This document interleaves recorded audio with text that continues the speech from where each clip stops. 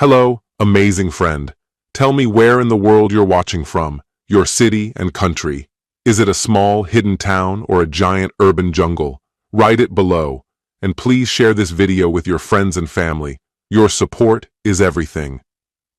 Let's begin. I was quietly nursing a glass of sparkling water at a posh charity event downtown when a light tap landed on my shoulder. Around me, the ballroom glittered with polished laughter and the soft chime of fine glassware. I turned to face a man whose features struck a familiar chord, someone I'd likely seen at previous industry gatherings. Before his name could surface in my mind, he gave me a knowing smile and said, "Wait a second, aren't you the guy she just left?" His words hung awkwardly in the air, not quite registering at first. I blinked, unsure if I'd caught him right over the hum of music and conversation. "Sorry, who left who?" I asked with a casual air, though a ripple of anxiety stirred in my gut. Something subtle shifted inside me, a kind of premonition, even before logic fully engaged. His smile twitched as he noticed my change in demeanor. "Sylvia," he said, hesitating. "Sylvia Hartman? I thought you two were—" He trailed off, suddenly unsure of himself. Hearing her name aloud struck something deep. "I'm Julian Hartman, Sylvia's husband," I replied slowly, stressing the last word with care. I kept my tone steady, though a creeping frost was spreading beneath my skin. "Oh God, I'm really sorry," he stammered, clearly flustered, a red flush blooming across his face. "I must have gotten it wrong." He quickly stepped back, visibly mortified. "Just forget it," he mumbled, disappearing into the crowd. I gave a curt nod and let him go. Then I stood still in the swirl of sequins and polished shoes, the gleam of chandeliers overhead. The guy she just left. That couldn't be right. Sylvia and I were still very much together, or at least that was my understanding. We'd kissed goodbye earlier in the evening. She said she wasn't feeling up to the event and chose to stay home. Nothing had seemed unusual. Or had it? A slow, dense weight began settling in my chest. This wasn't something someone would fabricate out of thin air. Someone must have told him. Most likely Sylvia. But why? And more urgently, who exactly was this man to her? A friend? A co-worker? Someone close enough to her to be looped into personal matters? He'd used her full name, after all. That implied familiarity, perhaps social, possibly professional. I scanned the room automatically, heart pounding in my ears. She wasn't here, but maybe someone else connected to her was. The thought turned my stomach. In the 7 years since we married, I'd never questioned Sylvia's faithfulness. We were what lifestyle columns called a power couple. I was 38, running a thriving logistics company. She, at 35, was elegant, intelligent, juggling part-time PR work and a handful of philanthropic commitments. To the outside world, we seemed unshakable. Until 5 minutes ago, I would have said the same behind closed doors. I drifted toward a quieter corner of the ballroom, next to a marble column, trying to collect myself. My grip tightened around my drink as I replayed the stranger's words. Had Sylvia already made a decision and told others before telling me? The emotional impact rolled in gradually. First disbelief, then a dull, deep ache, followed by a rising tide of shame. My skin flushed with heat and then chilled. But I couldn't unravel in public. Not here. I hadn't built my career on losing composure in front of whispers. I inhaled deeply, placed my barely sipped glass on a tray as a server passed by, and walked out of the hall. The night air outside was thick and balmy. I yanked my tie loose and started down the sidewalk, the city vibrating softly around me, headlights sweeping past, distant chatter, faint music from a bar nearby. My thoughts ran circles. Could Sylvia really have left me without a word? Surely I'd notice if she moved out or filed for divorce. We lived under the same roof. She was home just hours ago. Either that man mistook me for someone else, or Sylvia confided something to a friend prematurely, something that spread before she meant it to. Even so, the implications were disturbing. If she told someone she intended to leave, had she already checked out, emotionally or worse, physically? Was there someone else she trusted enough to reveal such intentions? Someone who encouraged her to walk away? I flagged down a cab and gave the driver my address. As we rolled through midtown traffic, I caught my reflection in the window, a man in a sharp charcoal suit, posture firm, dark hair perfectly in place. But the face that looked back was colorless, stricken, hollowed by shock. It felt like I was staring at an apparition, or more precisely, the fading ghost of a marriage quietly slipping away. All it had taken was one careless comment from a stranger to pierce the facade I'd taken for reality. But I couldn't accept this on hearsay alone. Speculation wasn't enough. I needed the truth, real answers, not whispers. The confusion was already giving way to something colder: determination. There was only one person who could explain this. I had to talk to Sylvia. Immediately. A hard knot of dread coiled in my gut at the mere idea of confronting her outright. If she had been unfaithful, pushing her without proof would only hand her a perfect out. To deny it, or worse, bury the evidence deeper. I couldn't act on instinct alone. I needed facts. That's when I remembered the business card the stranger at the bar had slipped me. He'd introduced himself quickly, almost in passing, right before dropping a line that had echoed in my head ever since. With the soft dome light of the cab casting a dull glow, I reached into my jacket and pulled the card from my pocket. Mitchell Knight, Regent Bank Investments. I vaguely recalled chatting with him about market trends, nothing meaningful, just idle talk. Maybe he'd thought I was part of the financial crowd, or maybe he'd assumed I already knew what he let slip. I debated whether to call him now, see if he'd elaborate, but it was late. He was probably still mingling at the event, or already regretting that he'd said anything at all. Contacting him right then might have set off alarm bells, especially if he realized he'd accidentally exposed something Sylvia had worked to keep secret. I decided to hold off. The cab rolled to a halt outside our brownstone, tucked quietly among the polished row houses of a wealthy residential block. The windows were dark, save for the porch light glowing its familiar amber. If she was inside, she was either fast asleep or pretending to be. It was just past 10 p.m., not exactly the dead of night. Maybe she really had come home early with a headache. Or maybe she hadn't come home at all. My heart pounded in my chest as I paid the fare and stepped onto the sidewalk. I moved toward the front steps slowly, keys in hand but hesitating. If she was there, was I truly prepared to see her? I had nothing concrete, just suspicions and a stranger's slip of the tongue. A flush of anger surged at the thought of her dozing peacefully while I sat here unraveling, but I forced it down. I needed clarity, not rage. I pushed the front door open gently and stepped into the stillness. The house was dead quiet. A glance at the living room revealed only deep shadows. I moved carefully up the stairs, avoiding every creak in the floor. The bedroom door was ajar, and I nudged it open with a fingertip. Sylvia lay curled under the covers, the lamp on her nightstand switched off. Her outline was barely discernible in the gloom, but I could hear her breathing, slow and steady, natural or rehearsed. I stood there in silence, watching the woman I once trusted implicitly. I felt like a stranger in my own life, as if the world I knew had shifted just slightly off axis. If what Mitchell said was real, then who was this person lying in my bed? Someone I didn't recognize? Someone who had betrayed me? The thought sliced deep, sharp, and sudden. I stepped back and eased the door closed behind me. I wasn't ready. Not yet. Instead, I headed for the office downstairs. Loosening my tie, I sank into the worn leather chair behind the desk. My thoughts raced in every direction, but one hard truth kept pushing through the noise. I needed proof. Not feelings, not guesses, cold, verifiable facts.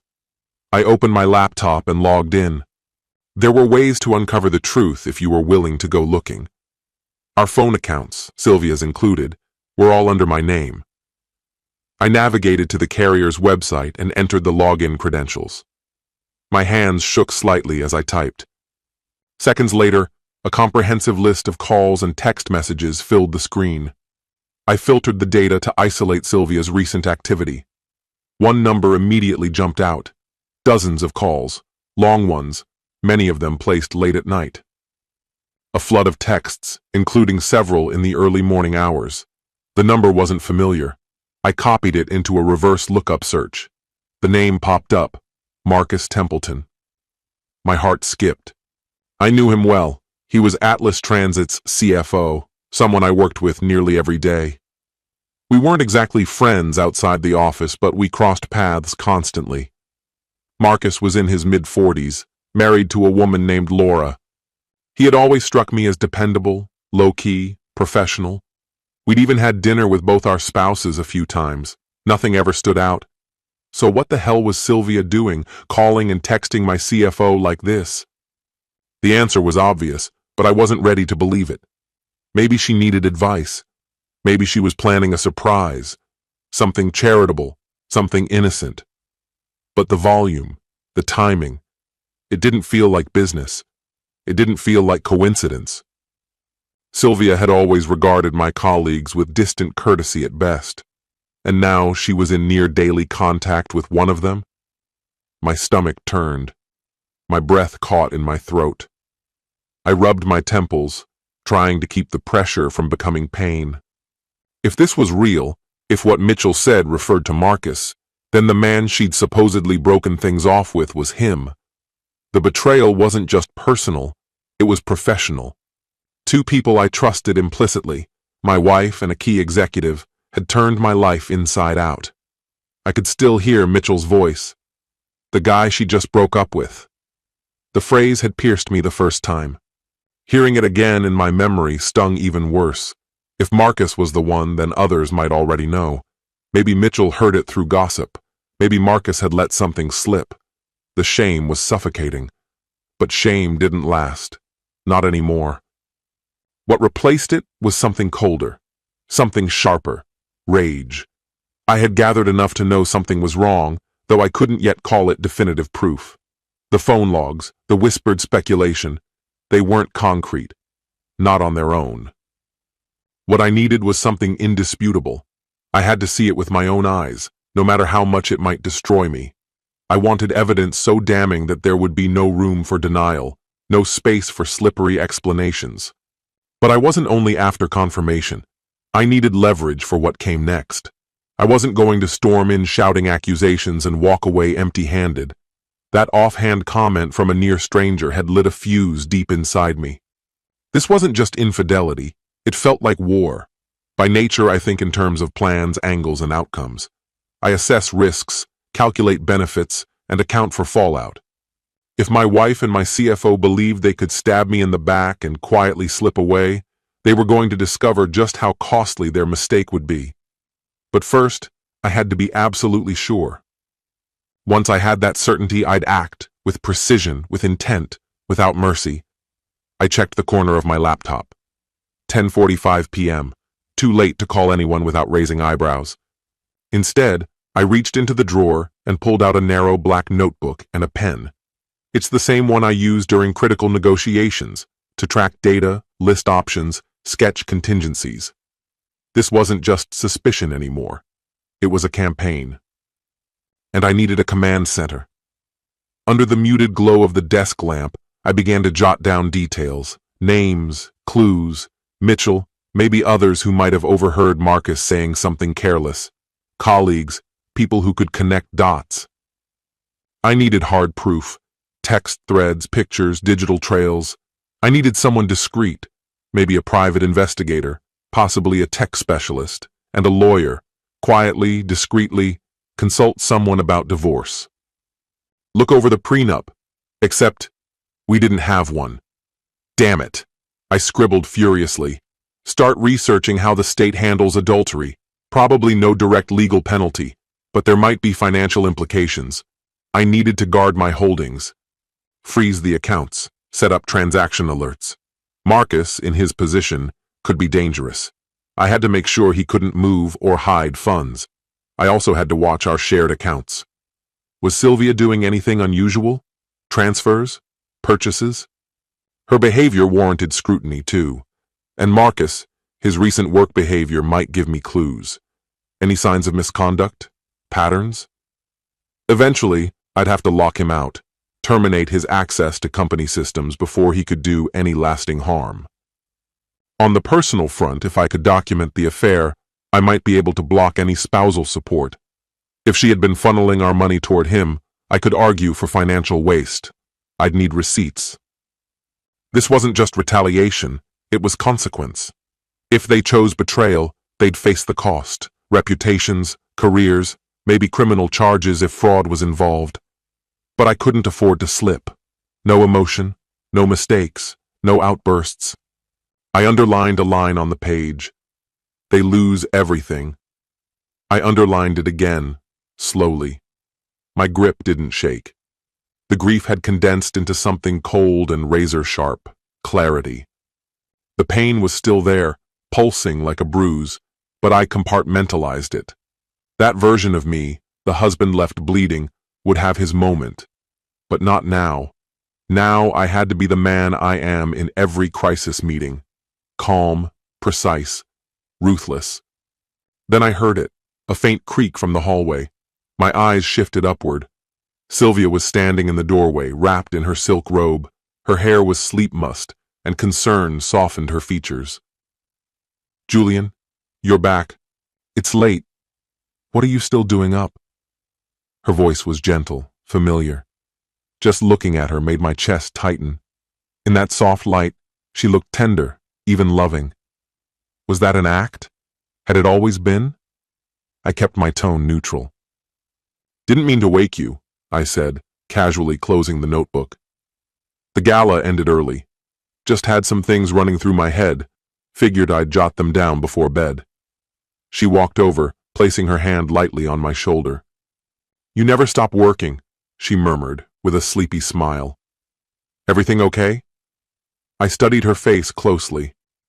In the dim glow, she looked like any concerned wife checking in on her husband. If she was hiding anything, she did it flawlessly. No guilt. No sign of deception. And somehow, that made it worse. I forced a smile in return. "Yeah, just turning over a new idea. Nothing major. You should go back to sleep. I'll be in soon." She leaned in and kissed my forehead. It should have been comforting. Instead, it chilled me. "Don't stay up too late," she whispered. "Love you." And then she turned, walking quietly back down the hall. My throat constricted. I waited a moment before replying, my voice barely above a breath. "Love you too." The words felt like poison in my mouth. As soon as she disappeared, I let the mask crack, but only for a second. Then I sealed it back in place. This wasn't finished, not by a long shot. My hands clenched the desk's edge as I fought to steady my breathing. That brief conversation had shaken me more than anything Mitchell had revealed. She still claimed to love me? How long had those words been hollow, uttered while she gave herself to someone else? I closed my eyes and inhaled deeply, forcing the rising emotion down. Focus, Julian. Seal it off. Build the wall. Feelings were dangerous now. I couldn't afford a slip. No anger, no visible cracks. Not yet. I had to match her lie for lie, smile for smile. If Sylvia even suspected I knew, she might alert Marcus or start covering their tracks. To them, I was still in the dark. And that illusion needed to hold until the exact moment I had control. I reopened my eyes, turned to a fresh page in my notebook, and scrawled a single steady word across the top. Investigation. Beneath it, I began outlining the first phase of my plan. Step 1. Call Mark Benson, Atlas Transit's IT security chief. Ask him to discreetly monitor for strange login activity or unusual data transfers connected to the CFO's credentials. No direct accusations, just a quiet request for an internal audit or the planting of digital bait to see if Marcus took it. I'd also need to contact a private investigator, preferably the same agency we used for internal screenings. Someone needed to follow Sylvia, maybe Marcus too, track their meetings, snap photographs, uncover financial links. Sylvia's credit card records, any hotel bookings, suspicious purchases, or unexplained expenses needed combing through. I also had to schedule a consult with a top-tier divorce attorney, discreet, cutthroat, and tactically sharp. I wanted a legal war plan before the first shot was fired. Check for overlap between Laura, Marcus's wife, and our company. If she ran her own business, I needed to be sure there weren't hidden connections. Actually, Laura could prove useful.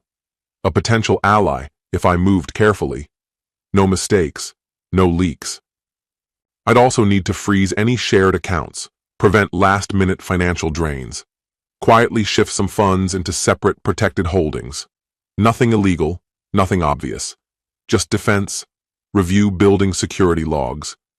Had Marcus been sneaking in after hours? Pull digital records, files accessed, data downloaded? Mark would help with that too. The confrontation would wait. Timing was everything. I still hadn't decided whether to face them together or separately. Maybe catch Marcus first, on neutral ground, terminate him swiftly, then give Sylvia the divorce papers once I had every piece in place. I leaned back, staring at the page I'd filled. It was a calculated assault, but I had the resources. And now I had clarity, just like when I built my business, careful, deliberate, always 3 steps ahead. This time the enemy wasn't a competitor. It was betrayal, served by the woman I loved and the man I'd trusted. I remembered another war, not long ago. Just last year, a larger firm had tried to crush us in a hostile takeover. Everyone counted me out, but I stayed calm, gathered intel, struck when they thought I had no moves left. I won. Sylvia had even joked afterward that I should write a playbook on corporate warfare. Well, the war had come home now, and I'd fight it with the same merciless precision.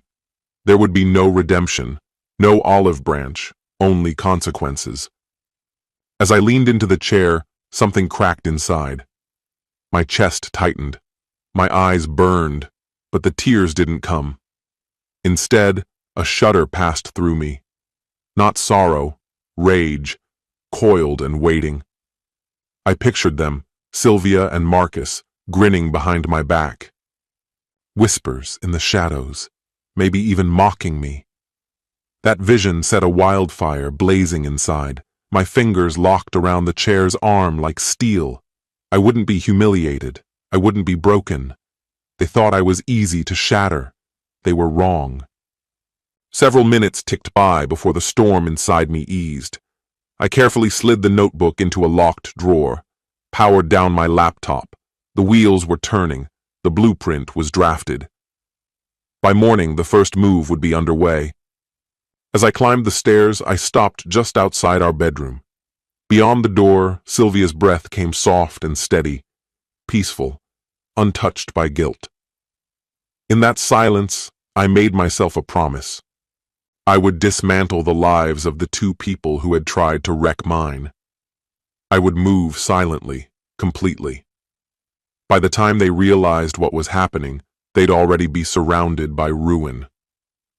Summoning that resolve, I stepped inside. Sleep would be brief. I lay beside the woman who, from this moment on, was a stranger to me, no matter the role I had to play. Revenge had taken its first step. There was no turning back. Chapter 2. Suspicion and Surveillance. At the break of dawn, I rose from bed without a sound. Sylvia didn't stir, her dark hair fanned across the pillow like ink spilled on white linen, serene, undisturbed. But I saw through it. I knew better. The image had hit me somewhere I couldn't ignore, but I forced my attention elsewhere. It was the start of another work week, and I had to maintain the illusion, just another normal Monday. I stuck to the pattern, stepping out into the early morning for my 6 a.m. jog. The cold air bit at my face, sharpening my thoughts. Running had always helped me clear mental fog. Today it doubled as a planning session. each stride hammering out the framework of what I needed to do next. By the time I returned, I'd already mapped out my immediate response. At 7:15, I stood in the kitchen, dressed sharply in a dark blue suit, cradling a mug of hot coffee as I leaned against the counter. That's when Sylvia wandered in, still in her robe. "Good morning," she said softly, pressing a kiss to my cheek. I didn't move away, just gave a thin smile in return. "Morning, Sylvia." "Did you sleep okay?" she asked lightly, her tone casual. I gave a slight nod, keeping my eyes on her peripheral movements. "Yeah. You?" Yeah." She moved to the coffee maker, starting her morning ritual. "How was the gala? Sorry I skipped. Had a nasty headache." "It was nothing special," I replied, my voice steady, watching her carefully. Same crowd, same speeches. She showed no trace of discomfort, no hesitation. She poured her coffee as if everything were completely ordinary. Maybe she really was that skilled at concealing the truth. Or maybe she'd justified the affair to herself so well, she felt nothing about it now. I wondered if she'd messaged Marcus after I got home. I hadn't checked yet. I would, but not before sunrise. "Anything noteworthy happen?" she asked offhandedly, stirring in her creamer. Her tone was light, almost bored, but her words unsettled me. I kept my expression neutral. "Nothing much. Ran into Mitchell Knight from Regent Bank. You remember him?" "Did he mention me?" I tossed the question out with a measured nonchalance. If Marcus had said anything, if there were whispers going around, it would show on her face. But she only furrowed her brow a little. "Mitchell Knight. Was he at that spring fundraiser?" "Could be," I replied, sipping from my mug. "He just passed along a hello." She shrugged and leaned back, waiting for her coffee to cool. No reaction. No flicker of recognition or concern. Either Mitchell didn't witness anything or didn't think it mattered. That was some comfort. I steered the conversation into safer waters, weekend plans, my parents' upcoming dinner. We chatted like nothing had changed, like we were any normal couple. The normalcy of it all felt surreal, given what I was holding back. At 8 sharp, I kissed her goodbye and walked out the door, just like every other day. She waved from the threshold, still smiling, still playing her part. Everything looked perfectly calm from the outside. But the moment I left the neighborhood, I grabbed my phone and placed the first necessary call of the day. "Hey, Mark. It's Julian. Got a minute?" I trusted Mark Benson, our IT security chief, with sensitive issues. He'd proven his reliability during previous data incidents and infrastructure shifts. But I wasn't about to say outright that I suspected Marcus of betraying me. I chose my words carefully. "Morning, boss. Sure thing. What's up?" His voice came through the car speakers, clear and attentive. "I've been thinking about our system security," I said, making it sound routine. "With our upcoming expansion, I want you to quietly audit the access logs. Go back a few months. Focus on anything strange with financial or client data. Look for late-night access or large file transfers out of the system." Mark didn't hesitate. "Is this just routine, or are you zeroing in on someone?" I navigated a turn before responding, keeping my tone measured. "Start broad.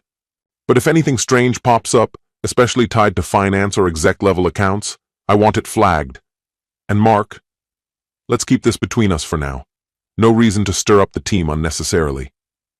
He paused just briefly. "Got it, Julian.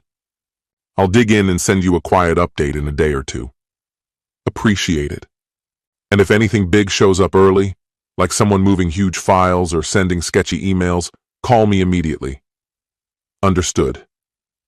I ended the call, feeling a cautious sense of progress. One front was now active, tracing Marcus's digital trail.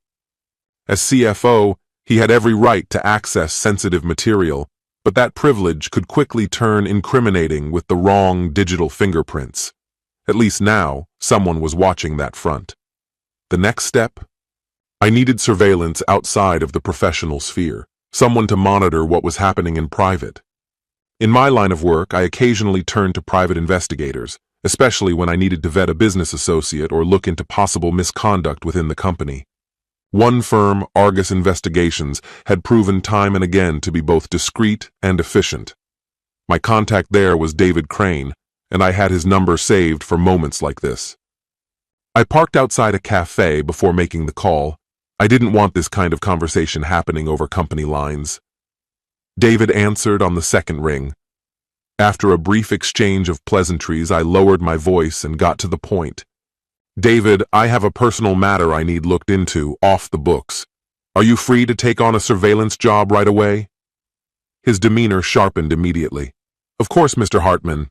What's going on? He asked, his tone shifting to pure professionalism. I gave him a succinct explanation. I suspected my wife was seeing someone else, another man. I didn't go into detail about who he was or how he was tied to me or the company. That could come later. I provided David with Sylvia's name, her appearance, and a rough idea of her daily routine. Then I moved on to the man, Marcus Templeton, offering up his habits and movements. I listed all relevant locations: our home, Marcus's residence, the company headquarters. I included anything that might help: Marcus's gym, Sylvia's favorite restaurants, places they might plausibly meet. I also told David they were likely communicating by phone and meeting in secret, probably during the day while I was at the office or during odd, less noticeable hours. I need solid proof, I told him. Photos, time logs, detailed observations. I want every bit of it, and I want it soon. David didn't hesitate. This is straightforward, he said. We'll get started today. I'll assign 2 agents, one for each subject if necessary. We keep a low profile, and with cases like this, we usually have results within a few days, a week at most. He committed to daily updates. We reviewed his fees, and I gave him full authorization to charge my private account, an account only I had access to. I made it clear. There was to be no interaction and no confrontation. Their role was purely surveillance. David confirmed he understood. His people would begin following Sylvia that same afternoon. Marcus, being inside my company, was a bit trickier to monitor, but I told David that he occasionally took long, unaccounted-for lunches. Those would be ideal windows to catch them together. Once the call ended, I leaned back in my seat and exhaled slowly. That was the second part of the plan now underway. If they were sneaking around, I'd soon have the evidence. A picture of them embracing, slipping into a hotel, anything like that would be irrefutable. It would confirm my suspicions and give me the clarity I needed to act. With enough information, I might even uncover what they were planning. If their meetings were during business hours, there was a chance they were plotting something with consequences, something I could interrupt or use to my advantage. At exactly 9 odd a.m., I pulled into the parking lot at Atlas Transit Corp headquarters. I entered the main lobby with my usual composure, greeting the receptionist and a few familiar faces as I passed. I wore a practiced smile, but beneath it, I was wound tight. I was about to come face to face with Marcus for the first time since things had started falling into place. I couldn't afford to slip.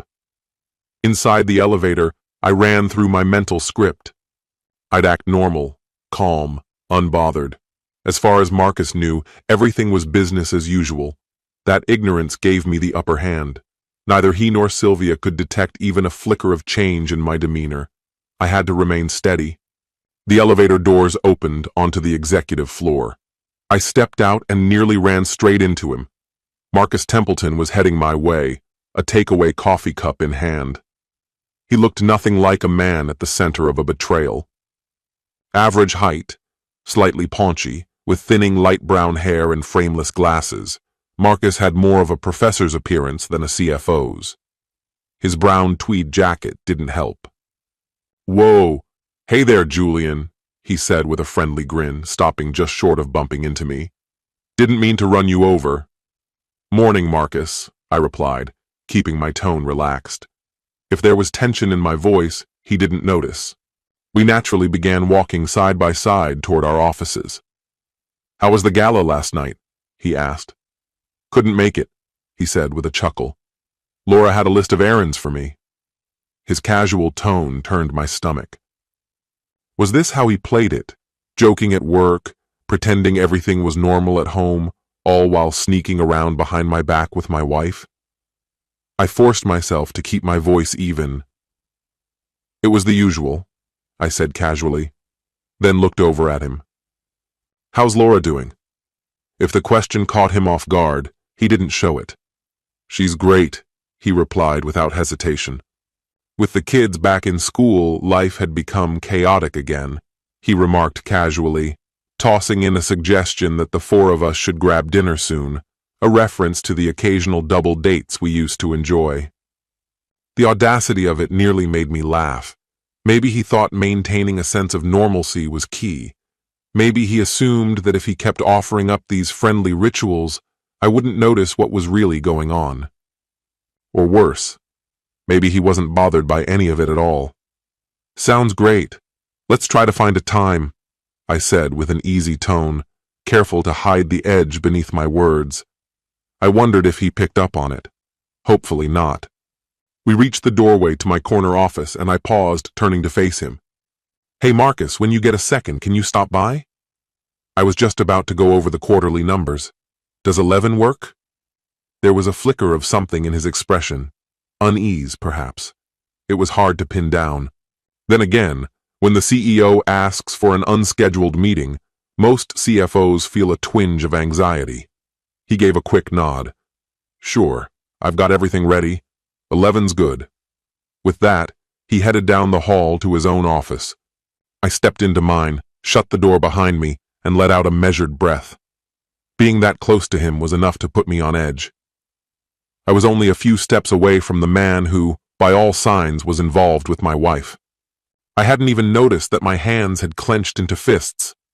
I loosened them deliberately. Not yet, Julian. Not today. But the time would come. I sat down at my desk, turned on my computer, and pretended to dive into the day's work. I answered a few emails, skimmed through a client proposal, enough to look convincingly occupied, but my mind was far from the tasks at hand. It kept circling back to Mark and the private investigator. I found myself wondering what Sylvia was doing right then. Her freelance PR schedule was flexible, sometimes out for meetings, other times working from home. It left plenty of room for unpredictability. If she and Marcus had plans to meet, midday would be the logical window, maybe lunch or early afternoon. They'd take precautions, arrive separately, pick a discreet spot. But that's what the PI was for. At 10:30, my phone buzzed with a notification. An unlisted number. Likely David, the investigator, using a secure line. I opened the message with care. This is David. We're currently tracking Sylvia. We'll notify you if anything relevant happens. I kept my reply short. Thanks. At precisely 11, a knock at the door. Marcus walked in, binder in hand. I gestured toward the smaller conference table by the window. Let's go over everything here. He laid out the paperwork. Atlas Transit's latest quarterly performance reports. He began outlining the forecasts, revenue updates, and cost management strategies.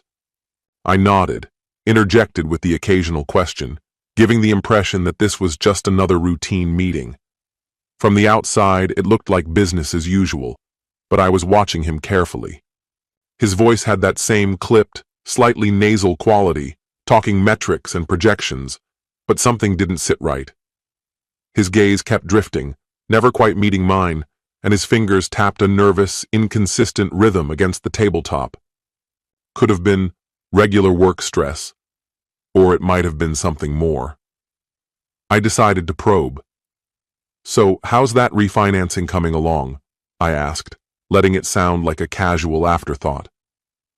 You mentioned needing a few documents from me, but I never saw a follow-up. The question wasn't premeditated. It had just surfaced. He'd been handling a loan refinance for us last month, nothing out of the ordinary. Still, I recalled how oddly urgent he'd seemed about my signature at the time. Had I missed something? He blinked once, then offered a composed nod. All handled. The bank was slow on compliance stuff. Know your customer checks. But we got final approval this morning. I was going to loop you in later today. Rates locked, everything looks good. He delivered the response smoothly, almost too smoothly. Nothing outwardly suspicious. Still, I made a mental note to have legal quietly re-examine the paperwork. Probably harmless. But now, I was second-guessing everything. We wrapped up the review. As Marcus began gathering his materials, I tossed out one more question, sounding offhand. Got any lunch plans? There was a barely noticeable pause as he kept his eyes on the binder. Nothing set. I'll probably just eat at my desk, trying to stay on top of a few things. Same here, I replied with a nod. Thanks again, Marcus. Once he left, the polite mask fell from my face, replaced by a quiet frown. If Marcus had arranged a lunch meeting with Sylvia, he certainly wasn't letting me in on it. I briefly toyed with the idea of following him myself, but dismissed it. Too risky, and frankly, too clumsy. That was why I'd hired a private investigator in the first place. Still, I wasn't going to sit on my hands. I crafted my own little strategy. I opened our internal messaging app and shot off a note to Marcus's assistant. Could you please set up a finance sync at 1:30 p.m. today? Just a quick budget overview with Marcus and the main finance leads in the big conference room. Make it seem like it's from you. No need to mention me. She responded within seconds, confirming it was scheduled. That way, if Marcus had any secret midday escapade in the works, he'd be forced to either bail or hurry back in time. At least I'd limit his freedom of movement a little. Maybe I was overstepping, but I had to quietly corral his schedule. Around noon, I made a slow circle through the office, keeping things casual. As I passed his transparent office, I saw him behind his desk, typing away while picking at a salad. It looked like he hadn't gone anywhere, unless, of course, the meeting had already taken place, and he was just texting her now. I went back to my office and checked my phone. At 12:20, a message arrived from the investigator. Sylvia left her residence at 11:50 a.m., arrived at Green Bistro downtown, met with unknown male at 12:10. Approximate age, 40s. Glasses, brown jacket. Captured photos, includes hug at greeting, working to ID male. A chill settled in my chest. 40s, glasses, brown jacket. That was Marcus to the letter. So she had met with him, at Green Bistro, that quiet little place downtown known for being just out of the way enough. If that's true, then while I was watching him eat salad at his desk, he might have already finished his lunch with her and rushed back. But was that timeline even possible? Could he have pulled it off? Let's map it out. She left at 11:50 and met her companion 20 minutes later. If Marcus slipped out just before noon, the window worked. But had I actually seen him at his desk by 12:15? Maybe I walked past earlier than I remembered. He could have made a quick exit and been back before anyone noticed. Or maybe it wasn't him at all. Still, the description was too on the nose to ignore. It was possible he'd dashed out for a brief rendezvous and made it back clean. Maybe it wasn't Marcus, but I didn't buy that. I texted the PI. Suspect maybe Marcus T, CFO. If he left pre-12:30, he could have made the meeting and returned. Continue surveillance on Sylvia. A prompt reply. Understood. The PI later reported they spent around 20 minutes together, then parted ways. Sylvia then ran an errand, stopped by a store, possibly just to throw off the scent. He would stay on her trail. 20 minutes. Long enough to talk, reconnect, maybe even exchange something. The photos showed a hug, clear, unmistakable. That alone carried weight. The image of them embracing while I went about my day hit harder than expected. But now I had something tangible. I knew. To keep my head straight, I buried myself in work for the rest of the afternoon. A legal meeting at 2, a client proposal needing edits before 3. Between tasks, I checked my phone for updates. At 2:30, another message. Subject returned home after errands. No additional contact made. So it looked like the day's interaction had been limited to that one meeting, just enough to maintain whatever spark still burned between them. It might not be over, but at least someone was watching now. By the time 5 o'clock rolled around, I wrapped up and headed out. On my way, I made sure to walk past Marcus's office. "Night," I said casually. He looked a little surprised to see me, but recovered quickly, offering a pleasant goodbye. If he was hiding anything, he didn't let it show. If anything, he just looked tired, worn, not guilty. On the drive home, I made one final call, not to the usual legal team I kept on speed dial, but to a name a colleague had given me after her rough split the year before, Ellen Pierce. A no-nonsense, high-powered attorney with a reputation for handling complex, high-value divorces. Exactly the kind of person I needed in my corner. Her assistant said she was tied up in a meeting but would return the call later that evening or tomorrow. I left my number and said I wanted to discuss a personal legal concern. I didn't elaborate, just enough to get her attention. I pulled into the driveway just before 6, right on schedule. The smell of rich sauce hit me the moment I stepped inside. Sylvia stood at the stove, carefully stirring a pot of her trademark bolognese, something I used to look forward to. But tonight, it felt performative. Was it guilt that had her playing domestic goddess? Or was this just muscle memory, her continuing the routine, still playing the role of the devoted wife? "Hey, babe. Perfect timing. Dinner's almost ready," she called out brightly. She stepped through the doorway and pressed a fleeting kiss to my lips. Instinctively, my muscles tightened, the memory of her locked in Marcus's arms earlier that afternoon still vivid in my mind. I tried to keep my expression steady, hoping the tension didn't betray me. "Smells great in here," I said, summoning a smile. I loosened my tie and moved beside her at the stove, pretending everything was fine. "How was your day?" I asked casually. "Oh, she said with an easy shrug. "Did some work from home, ran a couple errands downtown, just the usual." Her tone was light, her demeanor unreadable. No hesitation, no flicker of remorse. She'd always been convincing, maybe too convincing. I had never doubted her before. There was never any reason to, but now every word felt calculated. Sure, she went downtown, but she'd also met up with the man she was cheating with. That part simply didn't make the cut. "And you?" she asked. "Busy day at the office," I said, keeping my tone even. "Typical Monday stuff." I added almost offhandedly, "I actually ran into Marcus today. He was raving about some new place he and Laura tried. Said it was fantastic. Might be worth checking out." The comment slid in smoothly, as though it were nothing, but I watched her carefully for a reaction. If his name stirred anything in her, even a flicker, I'd catch it. But she didn't blink. She just smiled. "Sounds nice. You picked the night." Not a pause, not a tremor. If the mention of him rattled her, she buried it deep. We sat down for dinner and let the conversation drift toward lighter topics. We chatted about the plans for my parents' anniversary and the new show we'd both been meaning to start on Netflix. Everything felt normal. Too normal. If I let myself sink into it, I might have believed nothing had changed. But I knew better. The truth was sitting in my phone, pictures taken just hours ago of her and Marcus at a bistro, holding each other like no one else existed. That was my anchor. After dinner, I volunteered to do the dishes.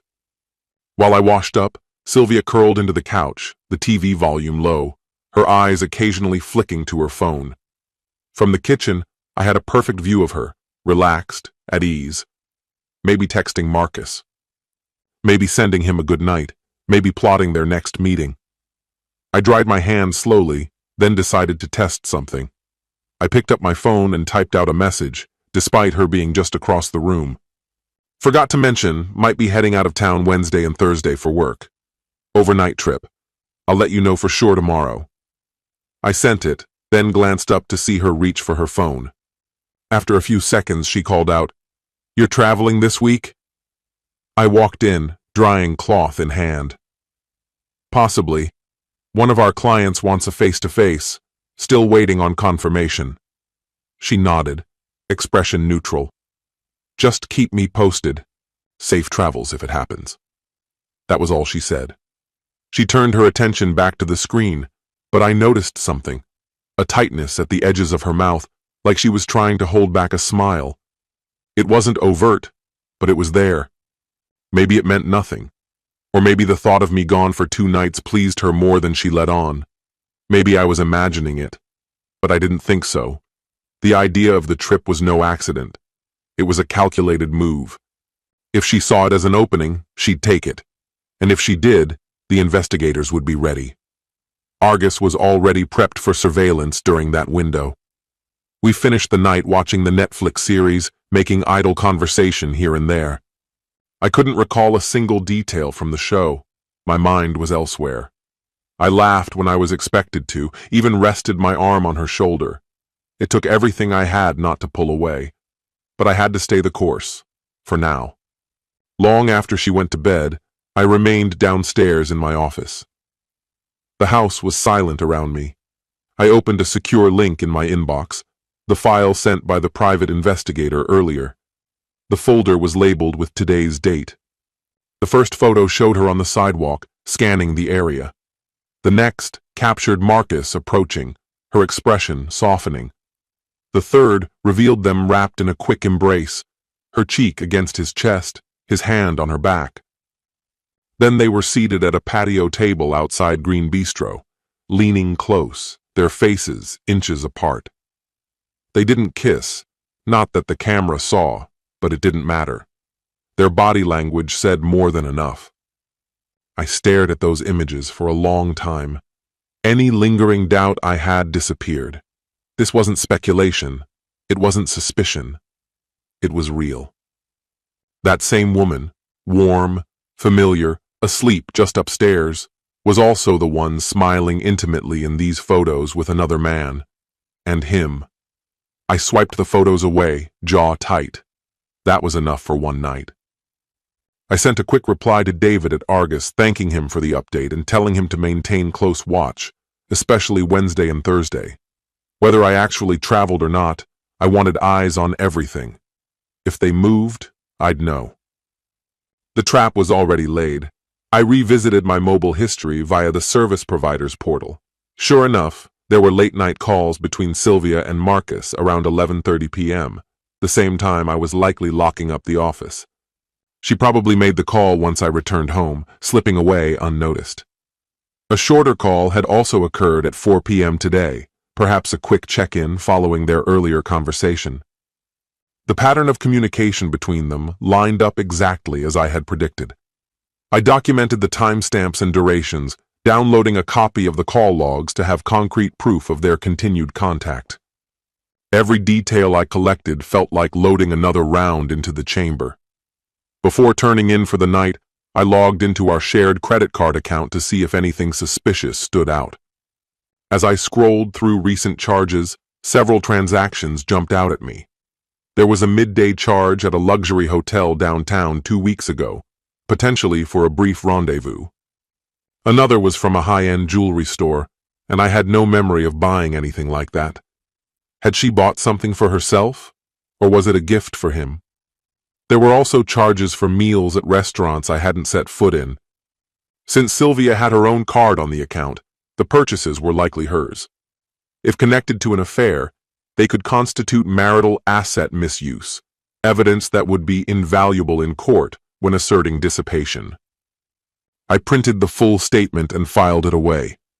One last item caught my attention, a $20,000 withdrawal from our joint savings to her personal account last month. While she occasionally moved money for her investments, she typically gave me a heads up. This time there'd been nothing. I flagged the transaction. There was a chance it was linked to Marcus, or worse, part of a plan to leave. It was after 1 a.m. when I finally climbed into bed, exhausted but alert. I slipped under the covers, careful not to wake her. In her sleep, Sylvia shifted and wrapped her arm around me. I remained still, my eyes fixed on the ceiling. In the silence of that moment, I reaffirmed my silent pledge. This fragile illusion of peace would shatter when I chose, not when they did.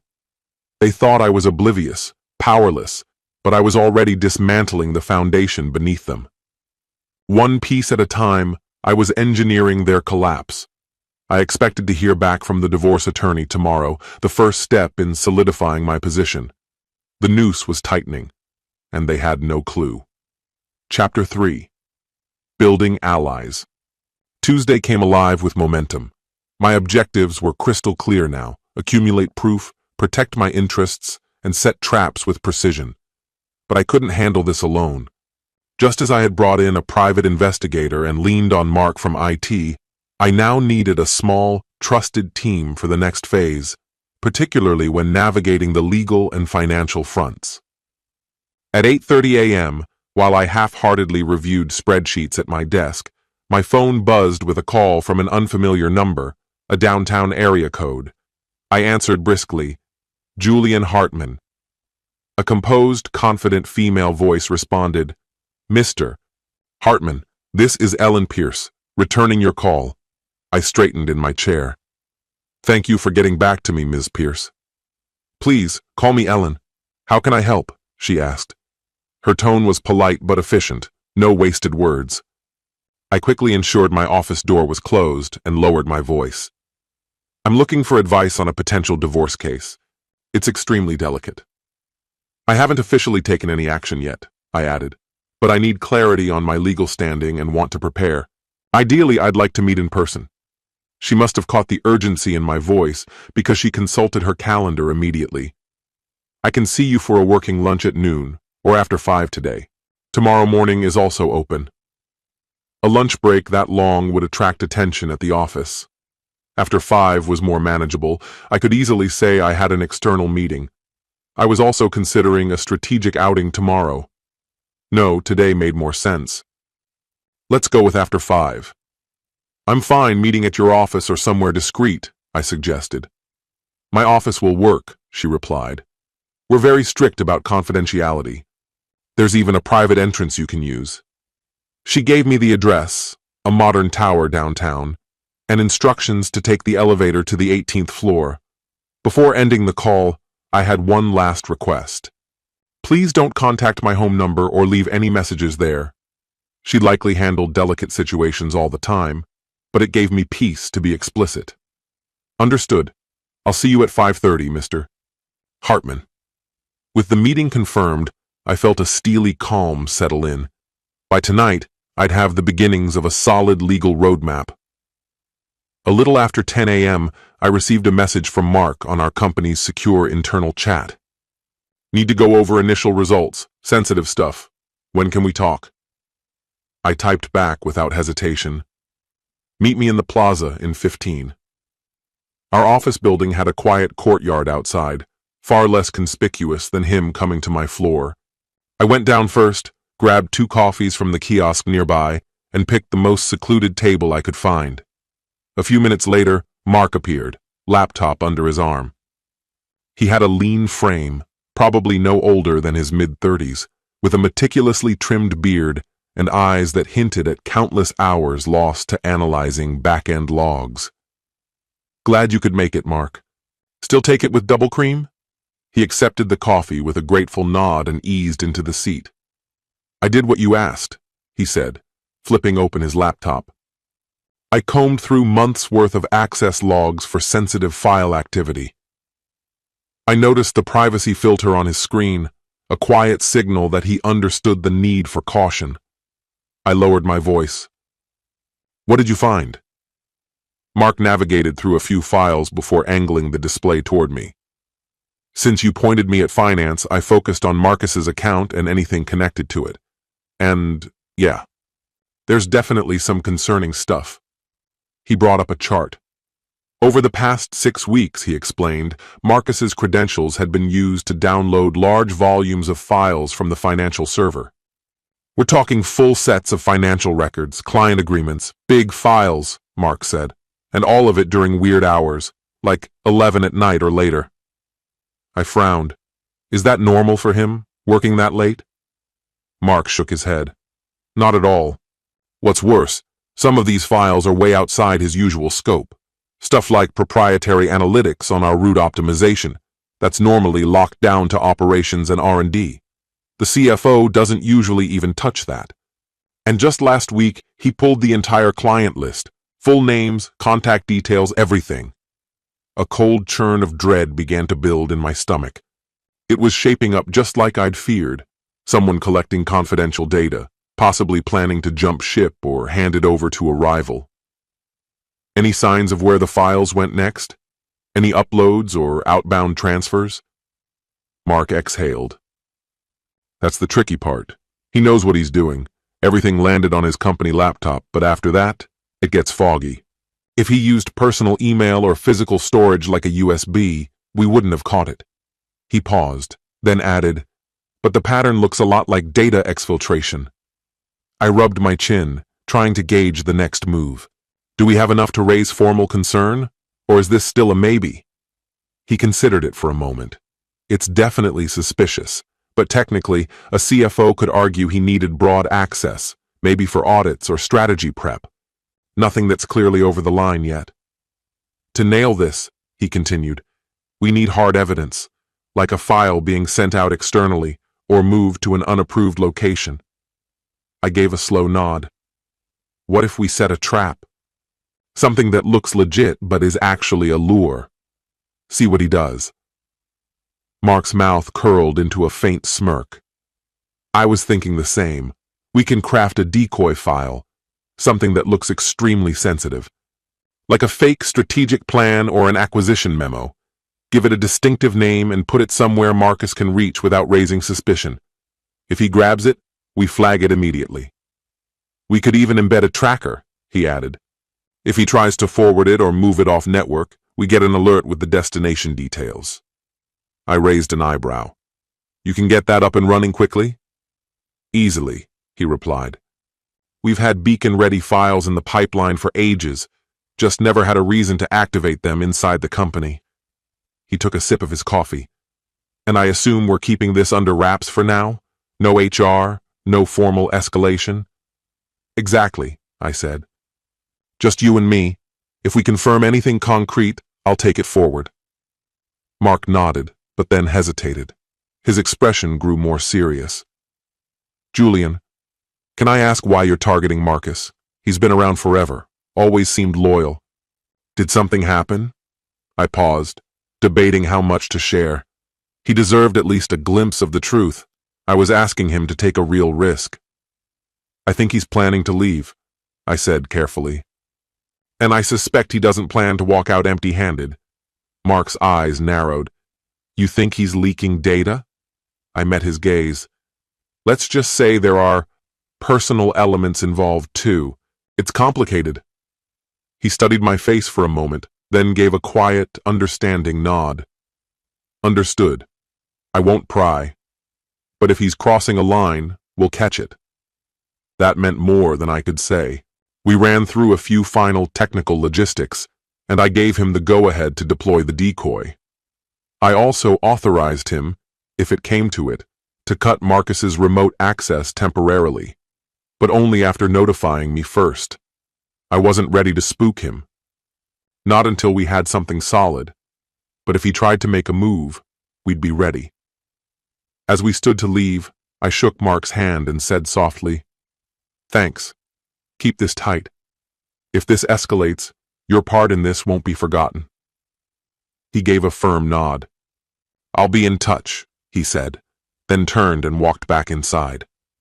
I stayed behind for a moment in the plaza, letting the weight of it all settle over me. This wasn't just a betrayal of the company. Marcus was betraying me. And not just in the boardroom. He was leaking confidential information from the company, most likely to serve his own agenda or to pass along to a third party. Perhaps he was planning to establish a competing firm, or trying to secure a position with one of our rivals by offering them insider insights as leverage. Either possibility represented a grave betrayal, both of the company itself and of me personally as its CEO. In some ways, it was as painful as discovering an affair.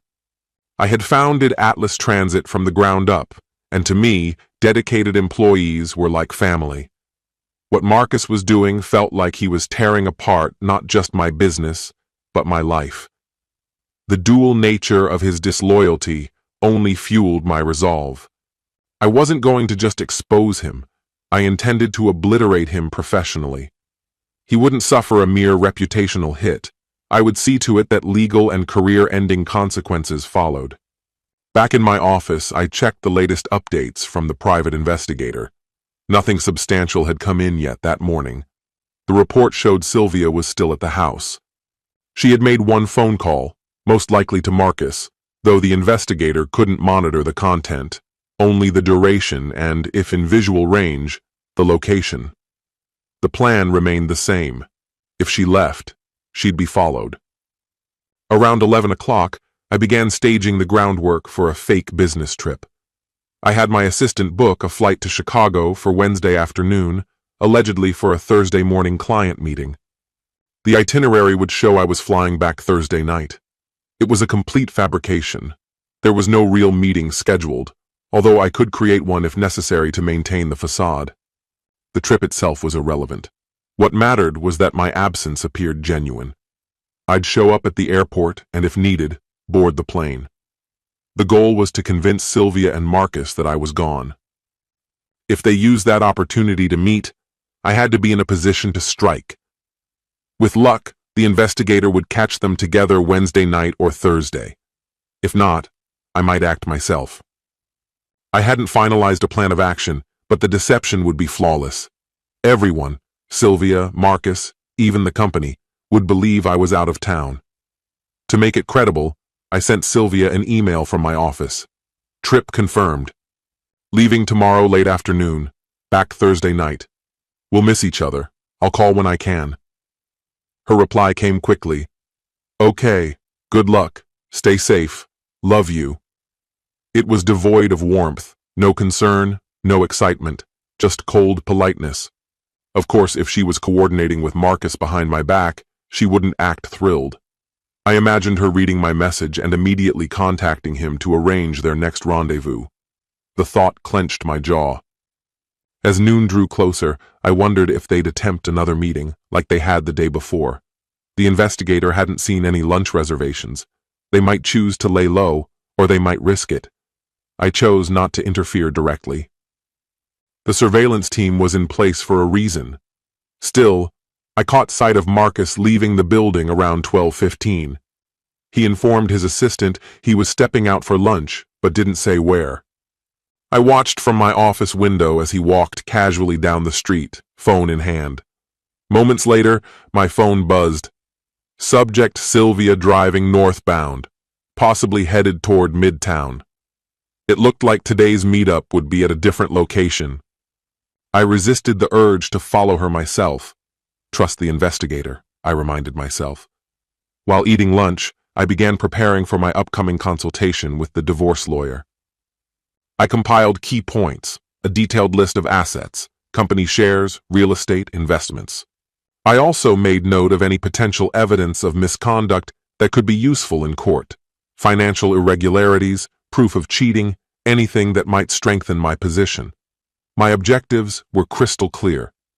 I needed to maintain control over my shares in the company, reduce financial liability, and gather leverage wherever I could.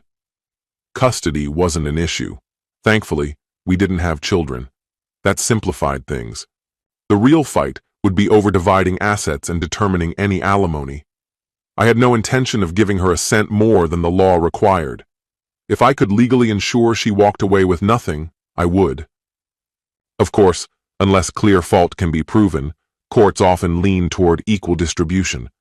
But if I could find solid proof of her role in Marcus's data breach, or even her passive awareness of it, that could be considered criminal. It would hand me a strategic advantage. I could propose a deal, avoid pressing charges in exchange for an uncontested divorce and minimal settlement. All of that depended on what the private investigator could dig up.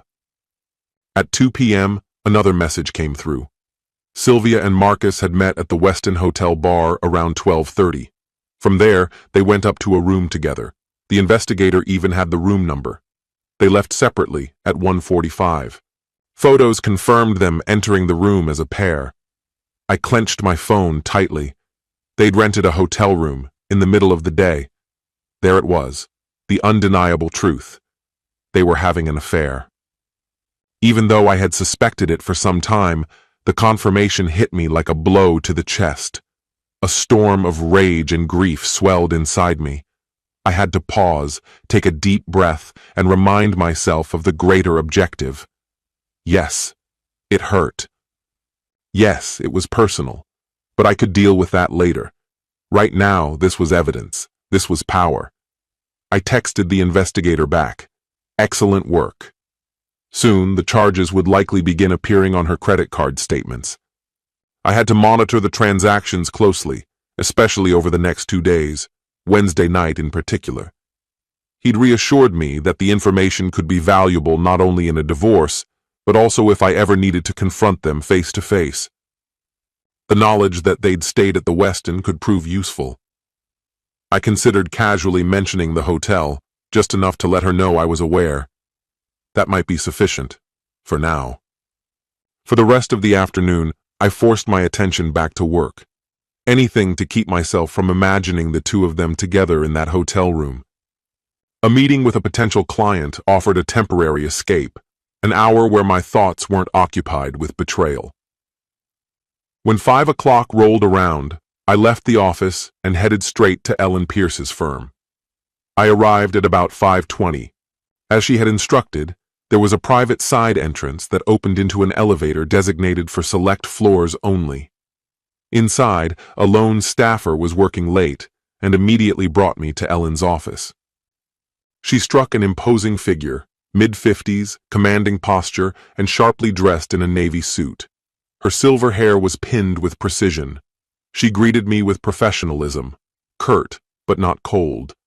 Instead of placing me across her desk, she invited me to sit at a round table. I took it as a deliberate move, designed to lower the tension. "Good to meet you, Julian. Do you mind if I call you Julian?" she asked once we were seated. "Not at all," I said. "Perfect.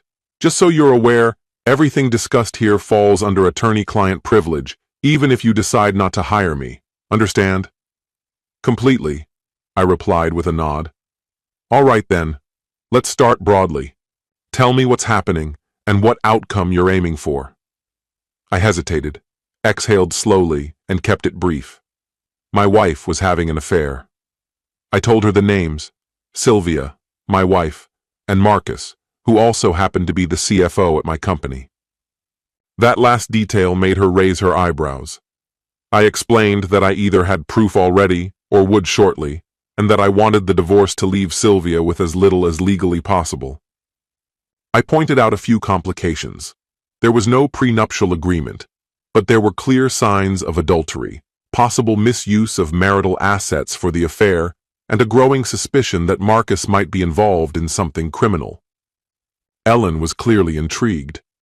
She took notes silently, her face revealing nothing, clearly working through the legal implications. When I'd said my piece, she adjusted her glasses and began to explain the legal framework. "Are we dealing with New York jurisdiction, or do you live in New Jersey?" she asked. "New York," I replied. "We're based in the city." "Good. That puts you under equitable distribution. In New York, divorces are usually no fault, so infidelity doesn't automatically affect how property is split. However," she added with a wry smile, "adultery is still a valid legal ground if you decide to go that route. More significantly, if we can show that joint funds were used to support the affair, we can file for dissipation of assets. Courts don't take kindly to that. It can definitely shift the outcome in your favor." I gave a nod. That lined up with what I'd already suspected. I told her I had already found some financial records with suspicious charges and intended to dig up more. "Good," she said. "Let's go over your assets.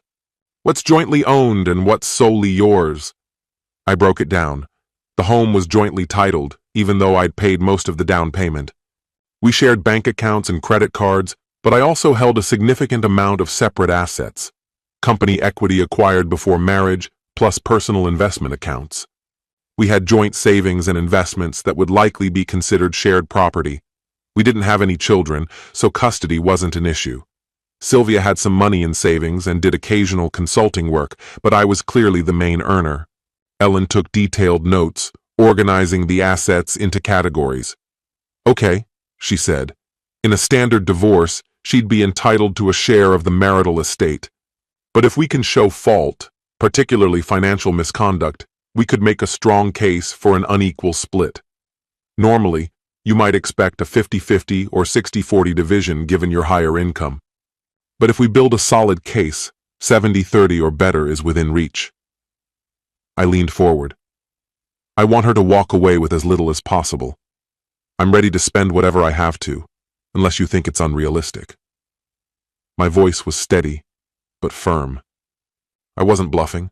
I wasn't looking for fairness. I wanted justice. Ellen's mouth curved into a subtle smile. She'd clearly dealt with men like me before. I get it. If your objective is to minimize her settlement, we can go full force. Often the threat alone, bringing her lover into formal depositions, putting the affair on the record, can push for a favorable settlement. Most people don't want their secrets dragged into the light. She glanced at the notes before her. So, this man, Marcus, you were romantically involved with him, and he's also your chief financial officer? You suspect he may be engaged in criminal conduct at your company? I offered a broad overview of the situation. My suspicions leaned toward either embezzlement or theft of sensitive corporate data. The case was still developing, but I had gathered system logs and launched an internal investigation to support my concerns. I also mentioned that I was exploring legal avenues. Whether to pursue him personally or target his affiliated company would depend on how the evidence unfolded. Almost as an afterthought, I noted that he was married. That certainly complicates things, she said thoughtfully. Have you had any contact with his wife?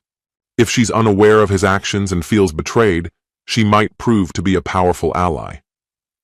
I admitted I hadn't reached out to Laura, his wife, but the idea had occurred to me. If I laid out the truth for her, it could open up another front against him. Still, I told her, I hadn't acted yet. I was holding off until my case was airtight. Ellen tapped her pen slowly on the edge of her pad, deep in thought. There's also the matter of alienation of affection, she added. Outdated in most places, but still a consideration in some states. Not in New York, though. That law's been phased out here. Still, if there's harm done to your company or your reputation, there are valid civil and maybe criminal claims to consider. Her methodical thinking helped center me. I was determined to pursue him through legal channels, both personally and professionally. She gave me a knowing look. Make sure your strategy is airtight. Don't let one action undermine another. She leaned forward. Take criminal charges, for example. If he's indicted, he could plead the fifth in divorce proceedings. That could stall things, which might work for you, or against you. Conversely, the looming threat of prosecution could motivate him to settle or cooperate quickly. It all depends on the angle you want to take. I gave a slow nod, weighing my options. Perhaps I could bargain, drop lesser accusations in exchange for Sylvia surrendering certain legal claims. A calculated move. Then Ellen shifted to the topic of timing. Have you settled on when to file? The element of surprise can be a powerful weapon. If she's caught off guard when served, she won't have time to mount a defense. I told her I was leaning toward filing within the next 1 to 2 weeks. My aim was to confront both of them, armed with irrefutable proof, and make it clear that I was coming with full force.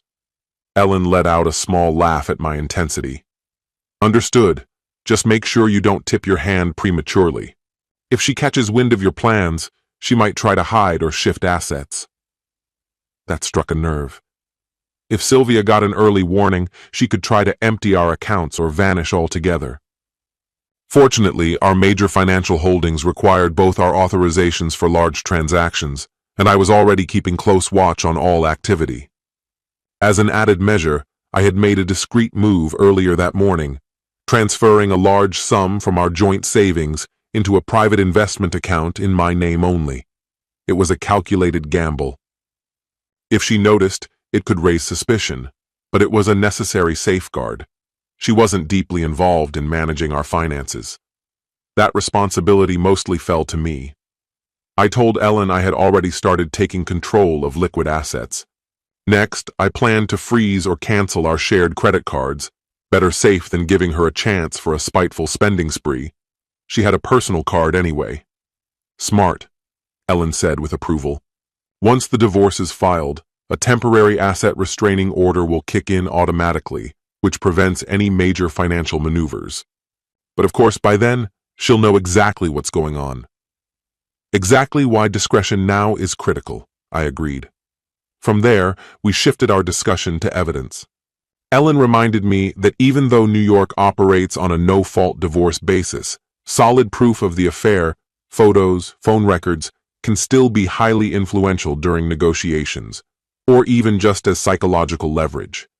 Unless I wanted to formally file on grounds of adultery, that proof wouldn't affect the financial outcome directly, but it could shift the dynamics significantly. She noted that receipts for hotel stays or extravagant gifts could potentially be counted against her when dividing marital property. Then she asked whether I had anything that might point to harmful intent, evidence that could support a civil suit.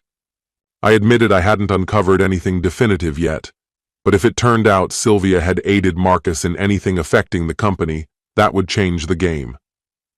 In just one meeting, we covered a remarkable amount of ground. By the end, I felt confident I had made the right choice in hiring her. Ellen had the clinical precision I needed in my corner.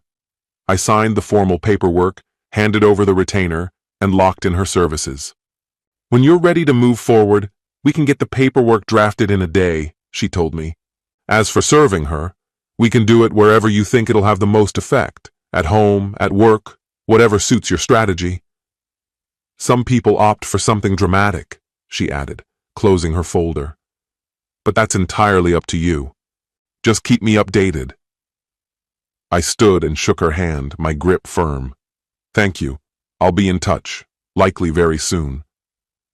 Her parting advice stuck with me. "Keep collecting your evidence. Don't show your hand too early. Preparation gives you the upper hand."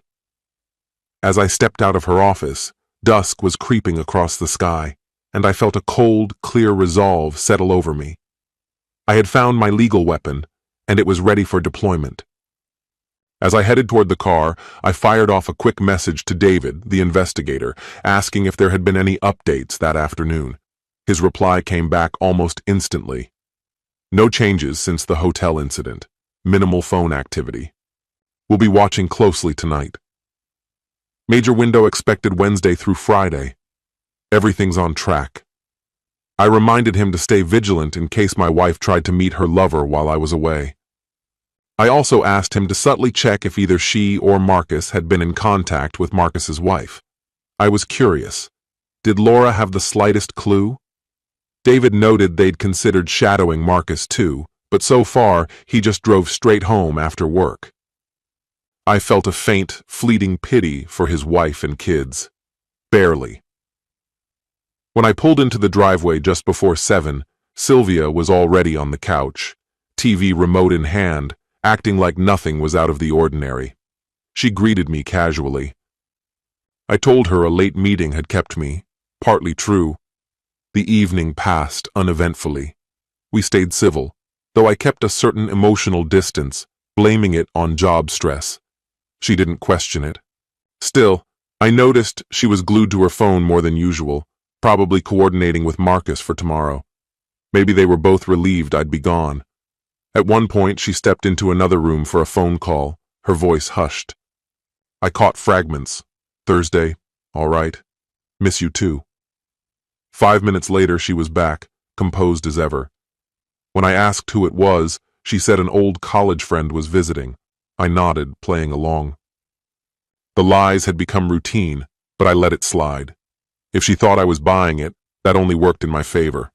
Later that night, once she was asleep, I retreated to my office. I reviewed everything I had.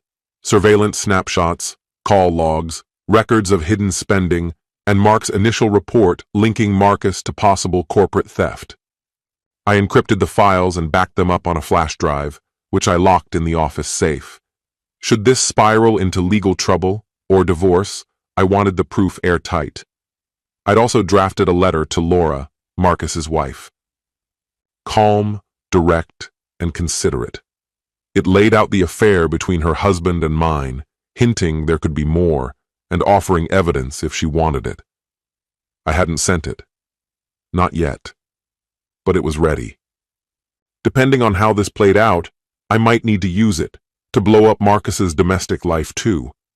A small part of me wondered if that would be too brutal to her and the children, but the truth was the truth. She deserved to know. And it would isolate Marcus.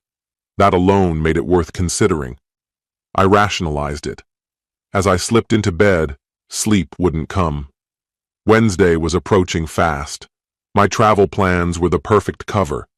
If they were going to take things further, maybe even stay the night together, it would likely be tonight. The PI would be in place. Meanwhile, Mark's planted file might snare Marcus at work, catching him in the act. So many threads in motion. I lay in the dark, eyes fixed on the ceiling, Sylvia sleeping quietly beside me. My mind churned with scenarios. What if they grew suspicious? Unlikely. What if Sylvia spontaneously decided to join my trip? Not her style. Could Marcus smell a setup at work? Possible, but Mark knew to be careful. Still, I felt a strange mix of clarity and adrenaline, like the moment before sealing a crucial business deal or walking into a high-stakes negotiation. I was alert, sharp. I couldn't afford a single misstep. As I drifted toward sleep, one thought brought me peace.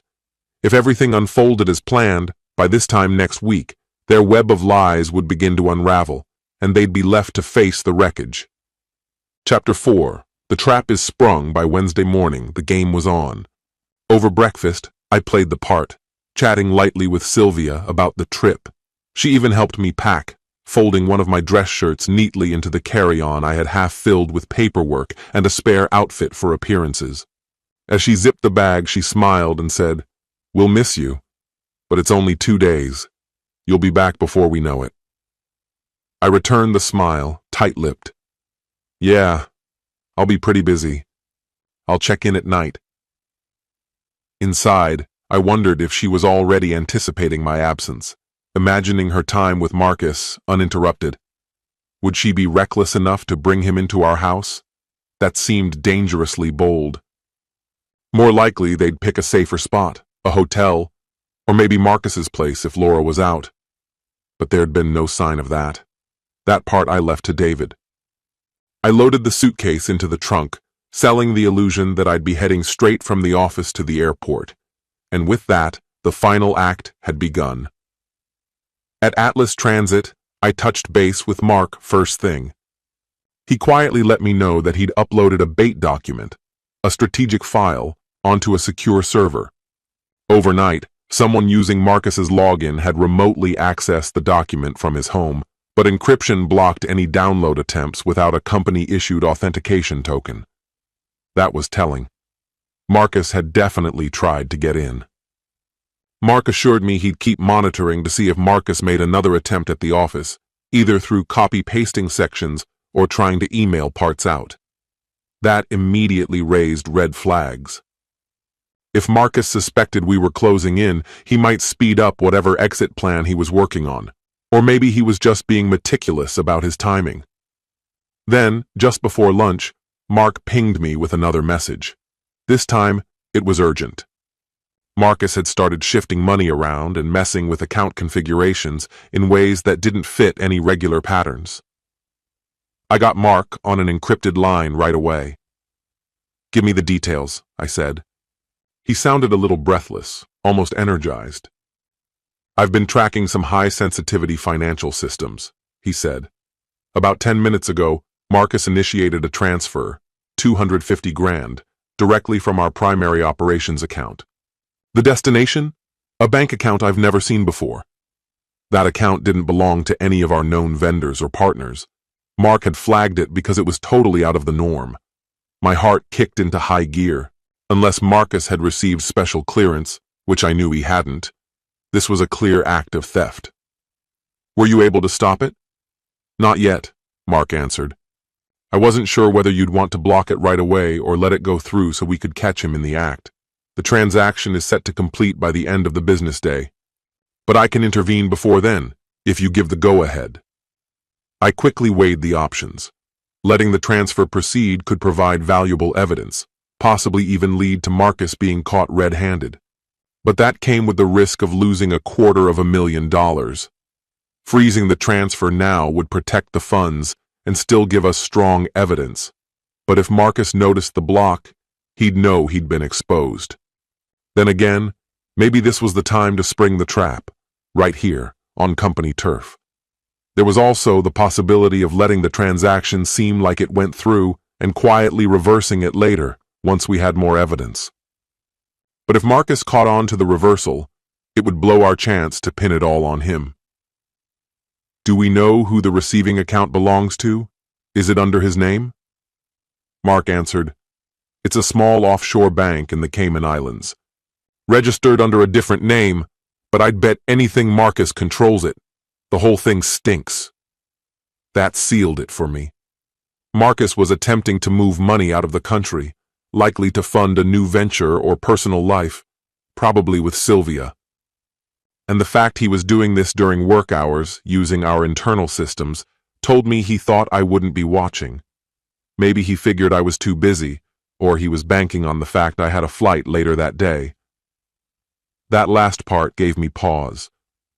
If the timing wasn't a coincidence, then Marcus likely knew I'd be mid-flight and unreachable.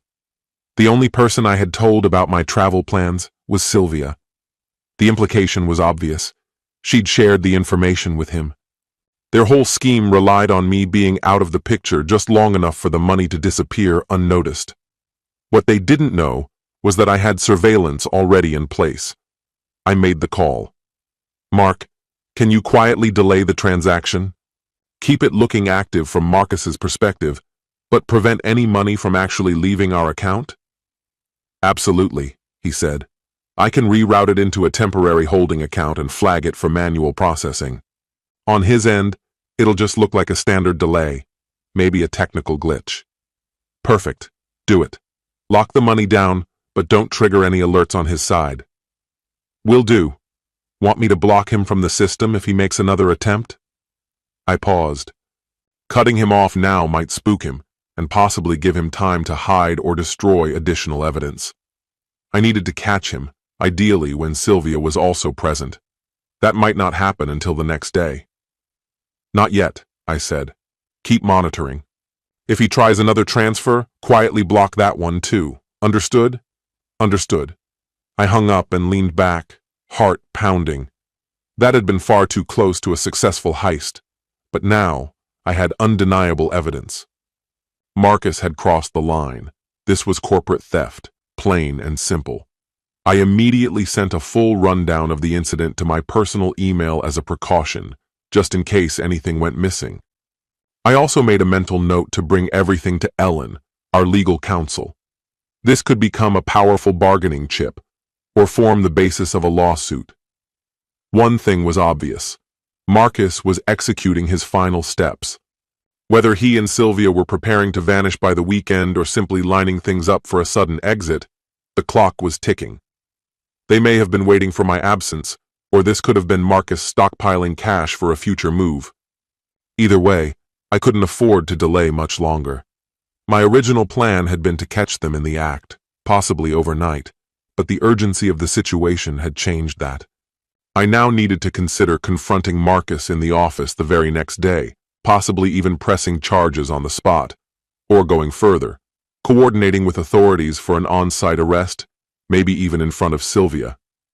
It would take careful planning to pull that off, but if done right, it could be worth the fallout. One way or another, I was ready for what came next. The plan was simple: catch them together and immediately report Marcus for embezzlement.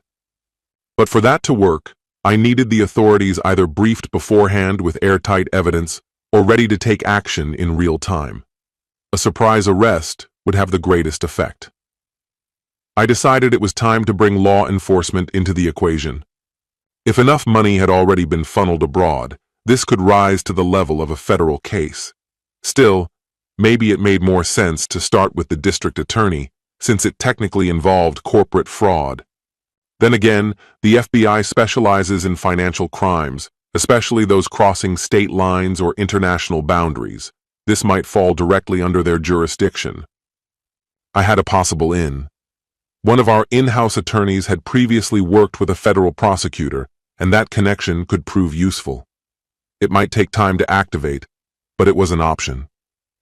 Another possibility was confronting Marcus personally, leveraging the threat of FBI involvement to pressure him, and by extension, Sylvia, into conceding in the divorce or relinquishing key assets. But I wasn't about to make any impulsive moves. I planned to think it through thoroughly overnight, depending on how the evening played out. By the middle of the afternoon, I quietly left the office without disclosing the full story to anyone. I gave the impression I was headed to the airport. My assistant was told I'd be unreachable for a few hours due to a flight. Instead, I drove to JFK and even went so far as to check in at the terminal. I had reserved a fully refundable ticket. Once I passed through security and reached the departure gate, I lingered until just before boarding, then discreetly slipped out. Of course, I never intended to board the flight.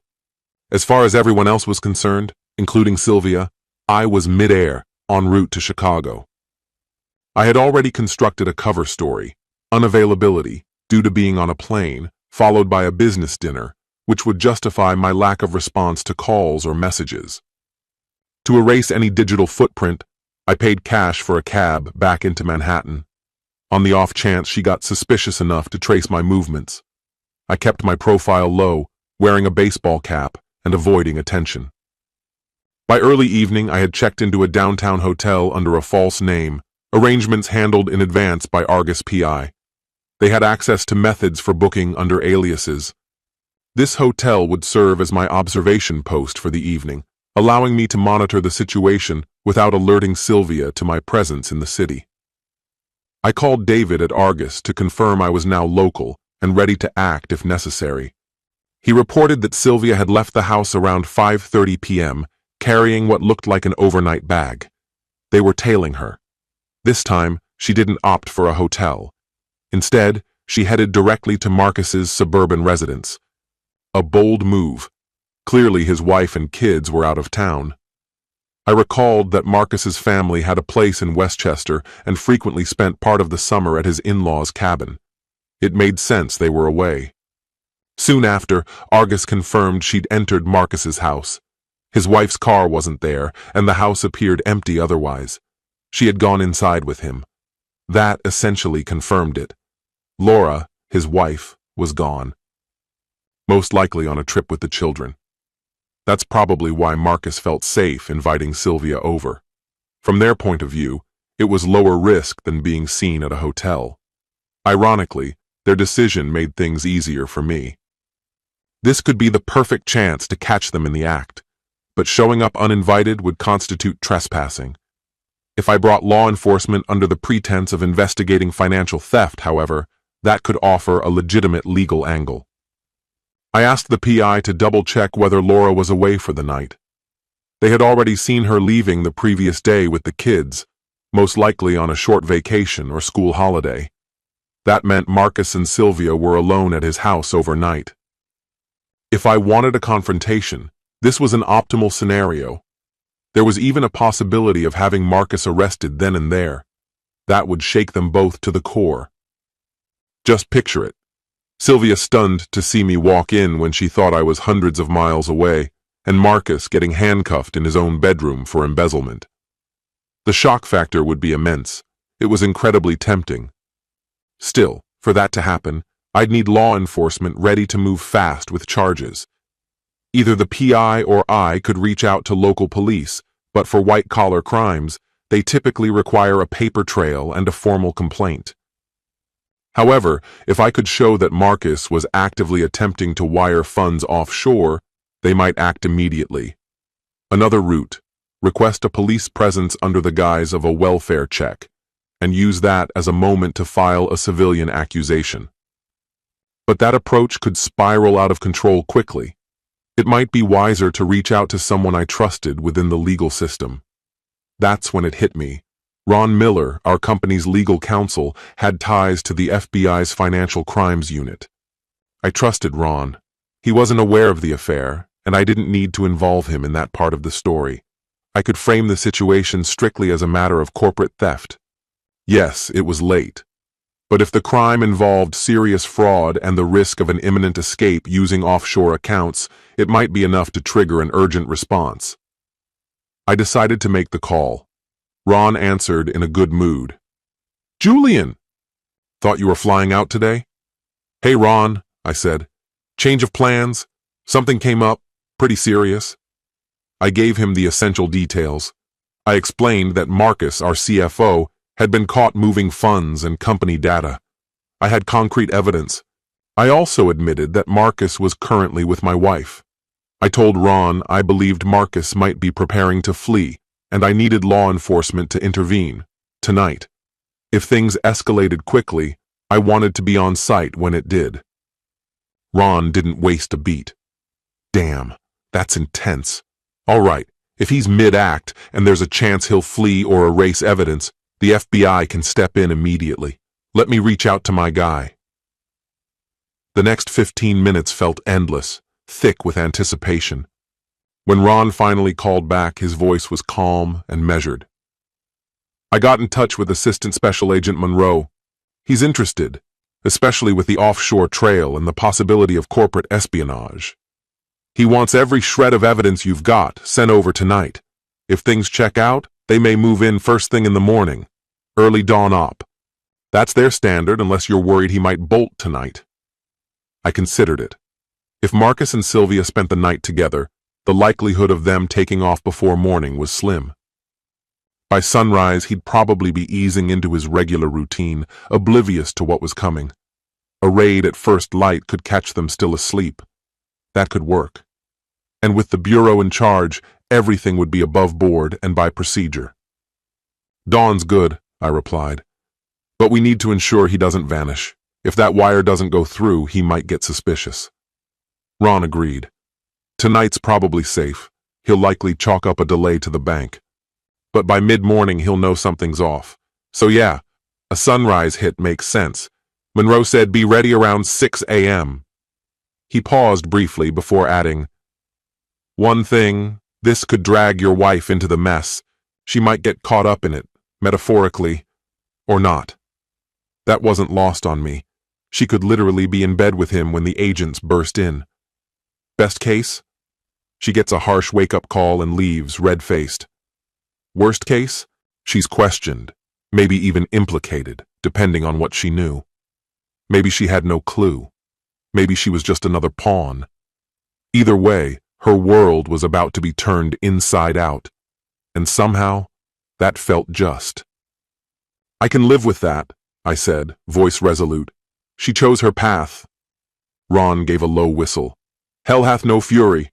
All right. Send everything over. I'll pass it along to Monroe. He'll want to speak with you too. Expect a call." I thanked him sincerely. Then I got to work compiling the full case. I assembled a timeline of Marcus's shady movements, pulled Mark's logs, included the failed wire transfer, and added the affair details. Not crucial to the crime itself, but relevant background. I included financial records, too. The whole file went to Monroe. Shortly after we spoke, confirming details and the location. He told me the team would likely hit Marcus's place around 6 a.m. He advised I stay away to avoid complicating things, but I insisted I needed to be close, to see the outcome, maybe even confront my wife. He hesitated but ultimately agreed, as long as I stayed outside the perimeter and didn't interfere. I gave my word. By the time we wrapped up, it was nearly 10 p.m. Everything was in motion. The private investigator checked in. Lights at Marcus's house went out around 10:30. Most likely they were asleep, feeling safe and unaware. I tried to grab a few hours of sleep. Adrenaline made that difficult, but I managed a short nap, maybe 3 hours. At 4:30, I got up, dressed, and met Monroe's team near Marcus's neighborhood by 5:45, just before dawn. There were 2 sedans and a nondescript van. Monroe, a tall, solid man with a commanding presence, ran us through the final plan. He said they'd knock first, identify themselves, but were ready to force entry if necessary. I let them know Laura, Marcus's wife, Likely wasn't home. Just Marcus and my wife should be inside. They noted it, then asked if there were any weapons. I told them I didn't think Marcus had any. He never seemed like a gun guy. At 6:05, just as the sky was starting to lighten, they made their move. I waited near one of the cars, my chest tight, pulse racing. From my position, I watched as agents approached the door. One rang the bell, maybe knocked, then called out, "FBI! Open the door!" There was some muffled commotion inside, uncertainty, delay. No one opened up. A moment later, they rammed the door. The crack of wood splitting echoed down the street. Then came the shouting, "FBI! Don't move! Hands up where we can see them!" More crashing sounds followed. I couldn't see the chaos inside, but within moments, 2 agents emerged with Marcus in cuffs. He looked completely stunned, disheveled, barefoot, wearing only boxers and a t-shirt. Seconds later, another pair of agents brought Sylvia out. They hadn't handcuffed her, but someone maintained a firm grip on her arm. She looked thrown together in a hurry, clearly dressed in Marcus's shirt over the skirt she'd worn the night before. Her face is seared into my memory. First came confusion, then panic, and when her eyes landed on me standing by the car, pure disbelief, as if the floor had disappeared beneath her. Our gazes locked. For an instant, I thought she might faint. I didn't move, every muscle tense, but I kept my expression unreadable. That's when it clicked for her. I knew. Everything. My surprise arrival, the federal agents, all of it. She tried to speak. "Julian," but her voice broke apart. One of the agents stepped in, gently pulling her away from Marcus, creating space between them. That's when Marcus found his voice. "Julian, what the hell is going on? You set me up!" His tone was frantic, a wild mix of anger and fear. An agent pushed him toward a black SUV, reading him his rights loud enough to drown out his shouting. Another stayed behind to process the scene. Sylvia was escorted to the porch, placed under the watchful eye of a female agent. She'd started crying by then, as the reality finally caught up. I moved toward her, slowly, deliberately. The agents didn't stop me. The perimeter was secure. Agent Monroe gave a small nod, letting me know I was permitted to speak, so long as I kept my distance. I stopped a few steps from her. She was shaking, her eyes glassy. "Julian, please, this isn't what it looks like," she stammered, still clinging to the lie, still trying to spin it. I couldn't believe it. I shook my head, slow and steady. "No, Sylvia, it's exactly what it looks like. You and Marcus? And now this mess with the FBI? What, betraying me personally wasn't enough for him? He had to tank the company too?" She looked stunned. Clearly, Marcus hadn't told her everything. The embezzlement, the federal charges, it was news to her. Good. Let her get knocked off balance for once. Some cold, detached part of me thought she deserved that. "Julian, I'm sorry," she cried, stepping toward me, but the agent still held her gently by the arm, just in case. This was never supposed to happen like this. I raised a hand, stopping her mid-sentence. My voice was low and steady. "Don't. Just stop. I trusted you, Sylvia. I loved you. And you shattered that. For him." I tilted my head toward the car where Marcus now sat, silent, his head bowed as agents questioned him. "You lied to me. Every single day. Do you even understand what you've done?" I kept my voice calm, but inside I was a storm, grief, betrayal, disbelief. My eyes burned, but I held the tears back, letting the pain settle into a steely glare. She was crying openly now. "I didn't mean to. I was going to tell you, I swear. I just didn't know how to get out of it. And Marcus, he told me he loved me. It spiraled out of control." Her words tumbled out, frantic and unfiltered. I let out a humorless laugh. "Out of control?" I echoed. "You had every chance to stop. But instead, you snuck around, wasted our money on your little secret getaways, and probably laughed at me behind my back. Her cheeks went bright red. Shame, finally. It wasn't about the money. I never wanted to hurt you. A fierce anger rose in me and I stepped in, my voice dropping to a bitter whisper. You never meant to hurt me? What exactly did you think would happen? That I'd just accept it? Smile and wave while you slept with my CFO? She shook her head in desperation, reaching for me, but the agent blocked her. No, I didn't think. I was selfish. I was stupid. Julian, please. I noticed how often her eyes flicked to the agents nearby, worried she might be arrested too, but they weren't detaining her, just separating her for statements. Then she switched tones. Julian, please. You have to tell them I wasn't part of this. I didn't know anything about what he was doing. I swear. I nodded once, curt. I already did. You're not under arrest, Sylvia. You can go. The wave of relief that passed through her was almost physical, but the pleading in her eyes remained. Wait. What happens now? Can we talk, please? I looked at her, the woman I once imagined a lifetime with. Now she stood there, shaking in the morning cold, mascara streaked, wearing another man's shirt, completely wrecked. I had imagined this moment countless times over the last week, seeing her brought low, begging for forgiveness. But standing here now, all I felt was a hollow quiet, maybe a flicker of sadness for what we used to be. But that was long gone. There's nothing left to talk about, I said, my tone flat, except the terms of our divorce. She wilted where she stood.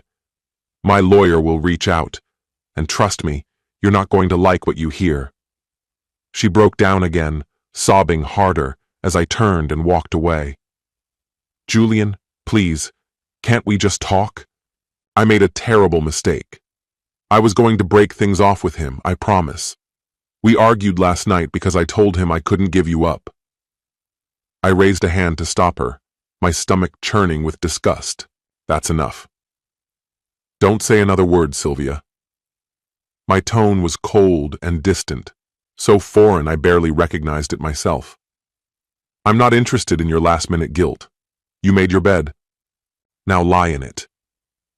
She shook her head, as if refusing to accept what she was hearing, but I didn't stop. Marcus is done for. He'll probably end up behind bars. And you? You've lost everything. Neither of us is coming back. He won't be around to clean up this mess either. She collapsed into herself, hands covering her face as she began to sob.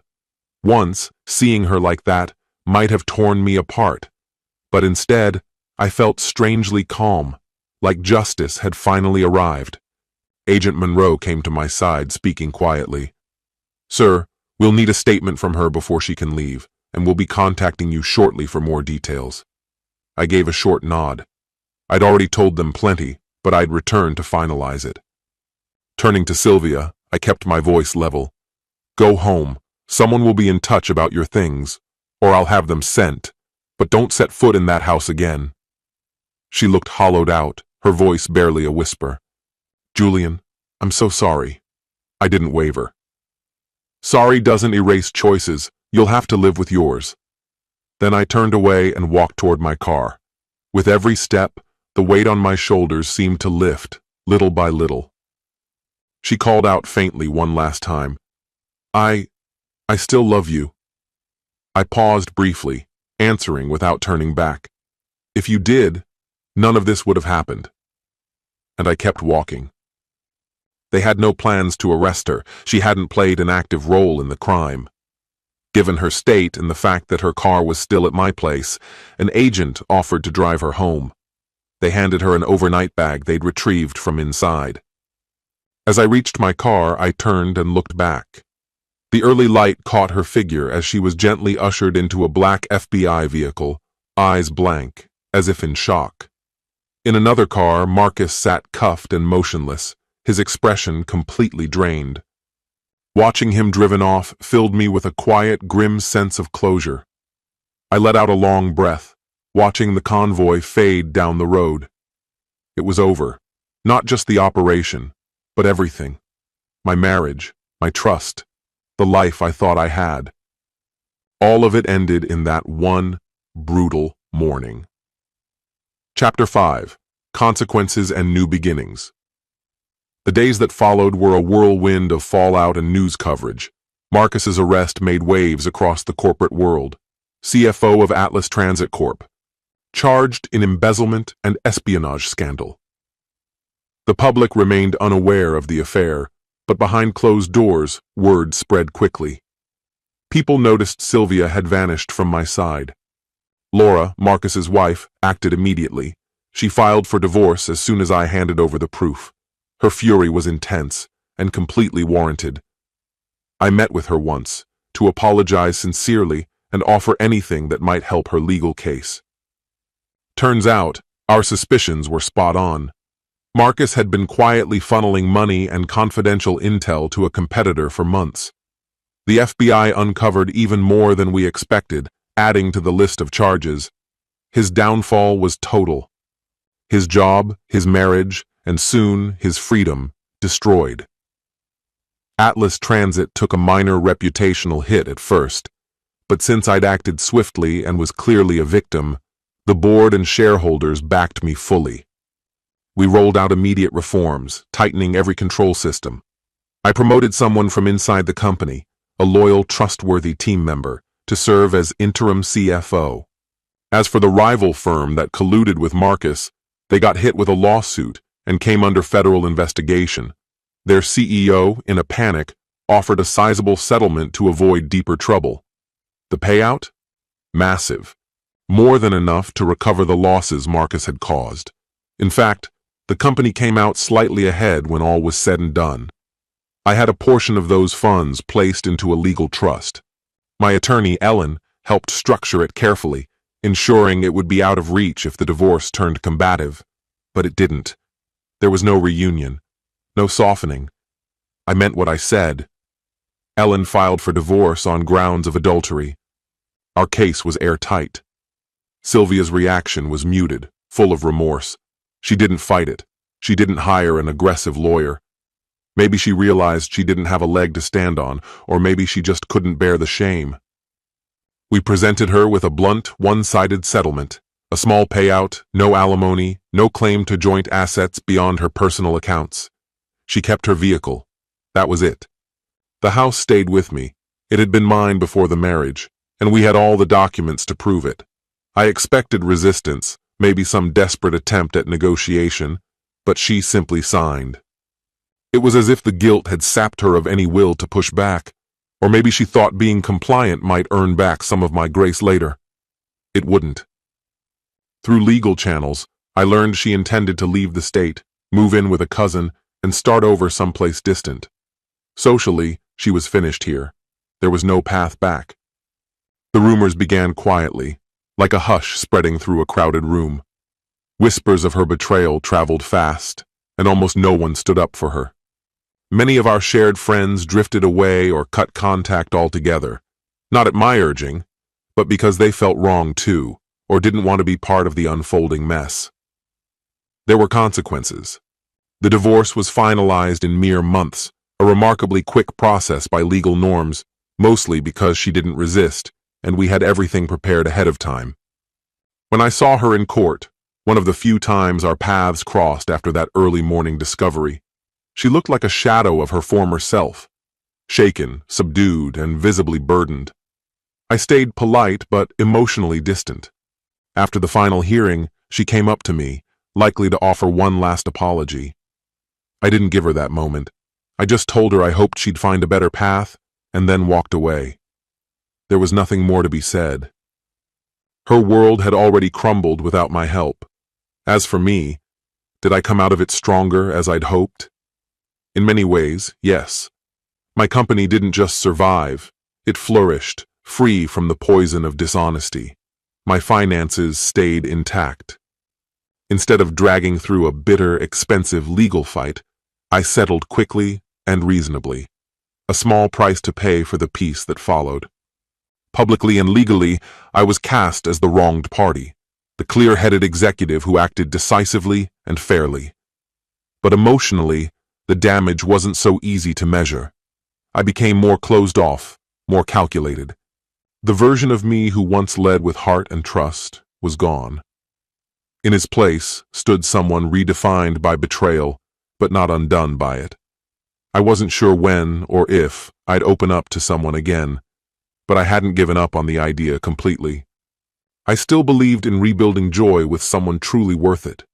In the meantime, I threw myself into work, my one enduring constant.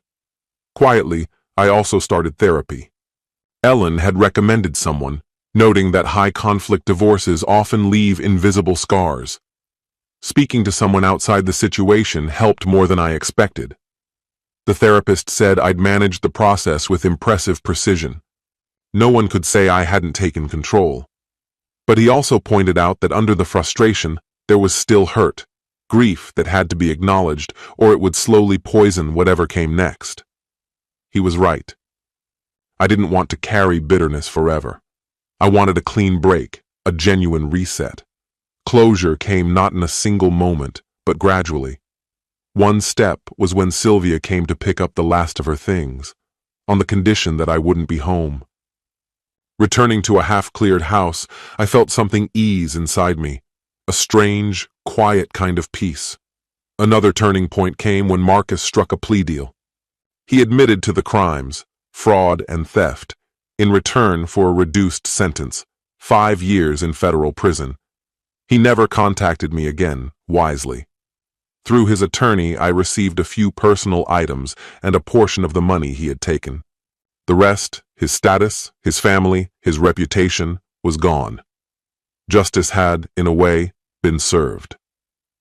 Roughly a year later, I took an unhurried walk around my property as the sun dipped low.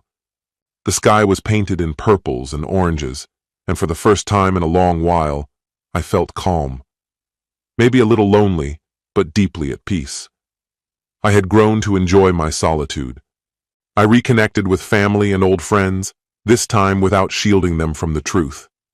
I told my parents everything. I opened up to a few close companions. Their support never wavered. Many were relieved that I'd uncovered the truth when I did.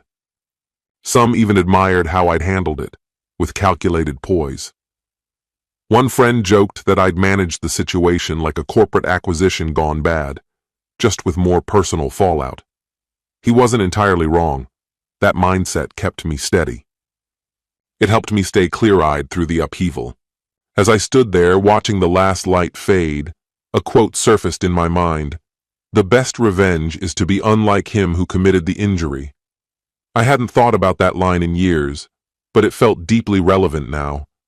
To me, it meant rising above the damage, not matching cruelty with cruelty, but choosing dignity and clarity. I hadn't broken any laws. I hadn't chased revenge. I used reason, time, and the tools at my disposal to make sure the fallout landed where it belonged. Sylvia lost the comfort and trust of a life we built together. Marcus lost everything: his liberty, his future, the respect of those around him. I lost my illusions. I lost a marriage. But I gained something more enduring: clarity about who I am and who truly stands by me.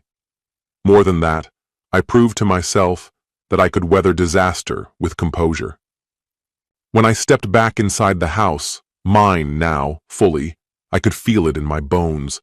I had emerged stronger, not just in the eyes of others, but in my own reflection. The betrayal didn't destroy me. If anything, it forged something sharper, more deliberate. I poured a glass of bourbon and moved to the window, lifting it in a silent toast to what lay ahead. To consequences, I said aloud, my voice steady in the quiet. It struck me then how all of this had started with a single, offhand comment at a party. A spark that ignited everything. Painful? Absolutely. But that moment pulled back the curtain on the truth. I took a slow sip, letting the smoke and fire settle on my tongue. Outside, the night had fully arrived, still, calm, and untouched.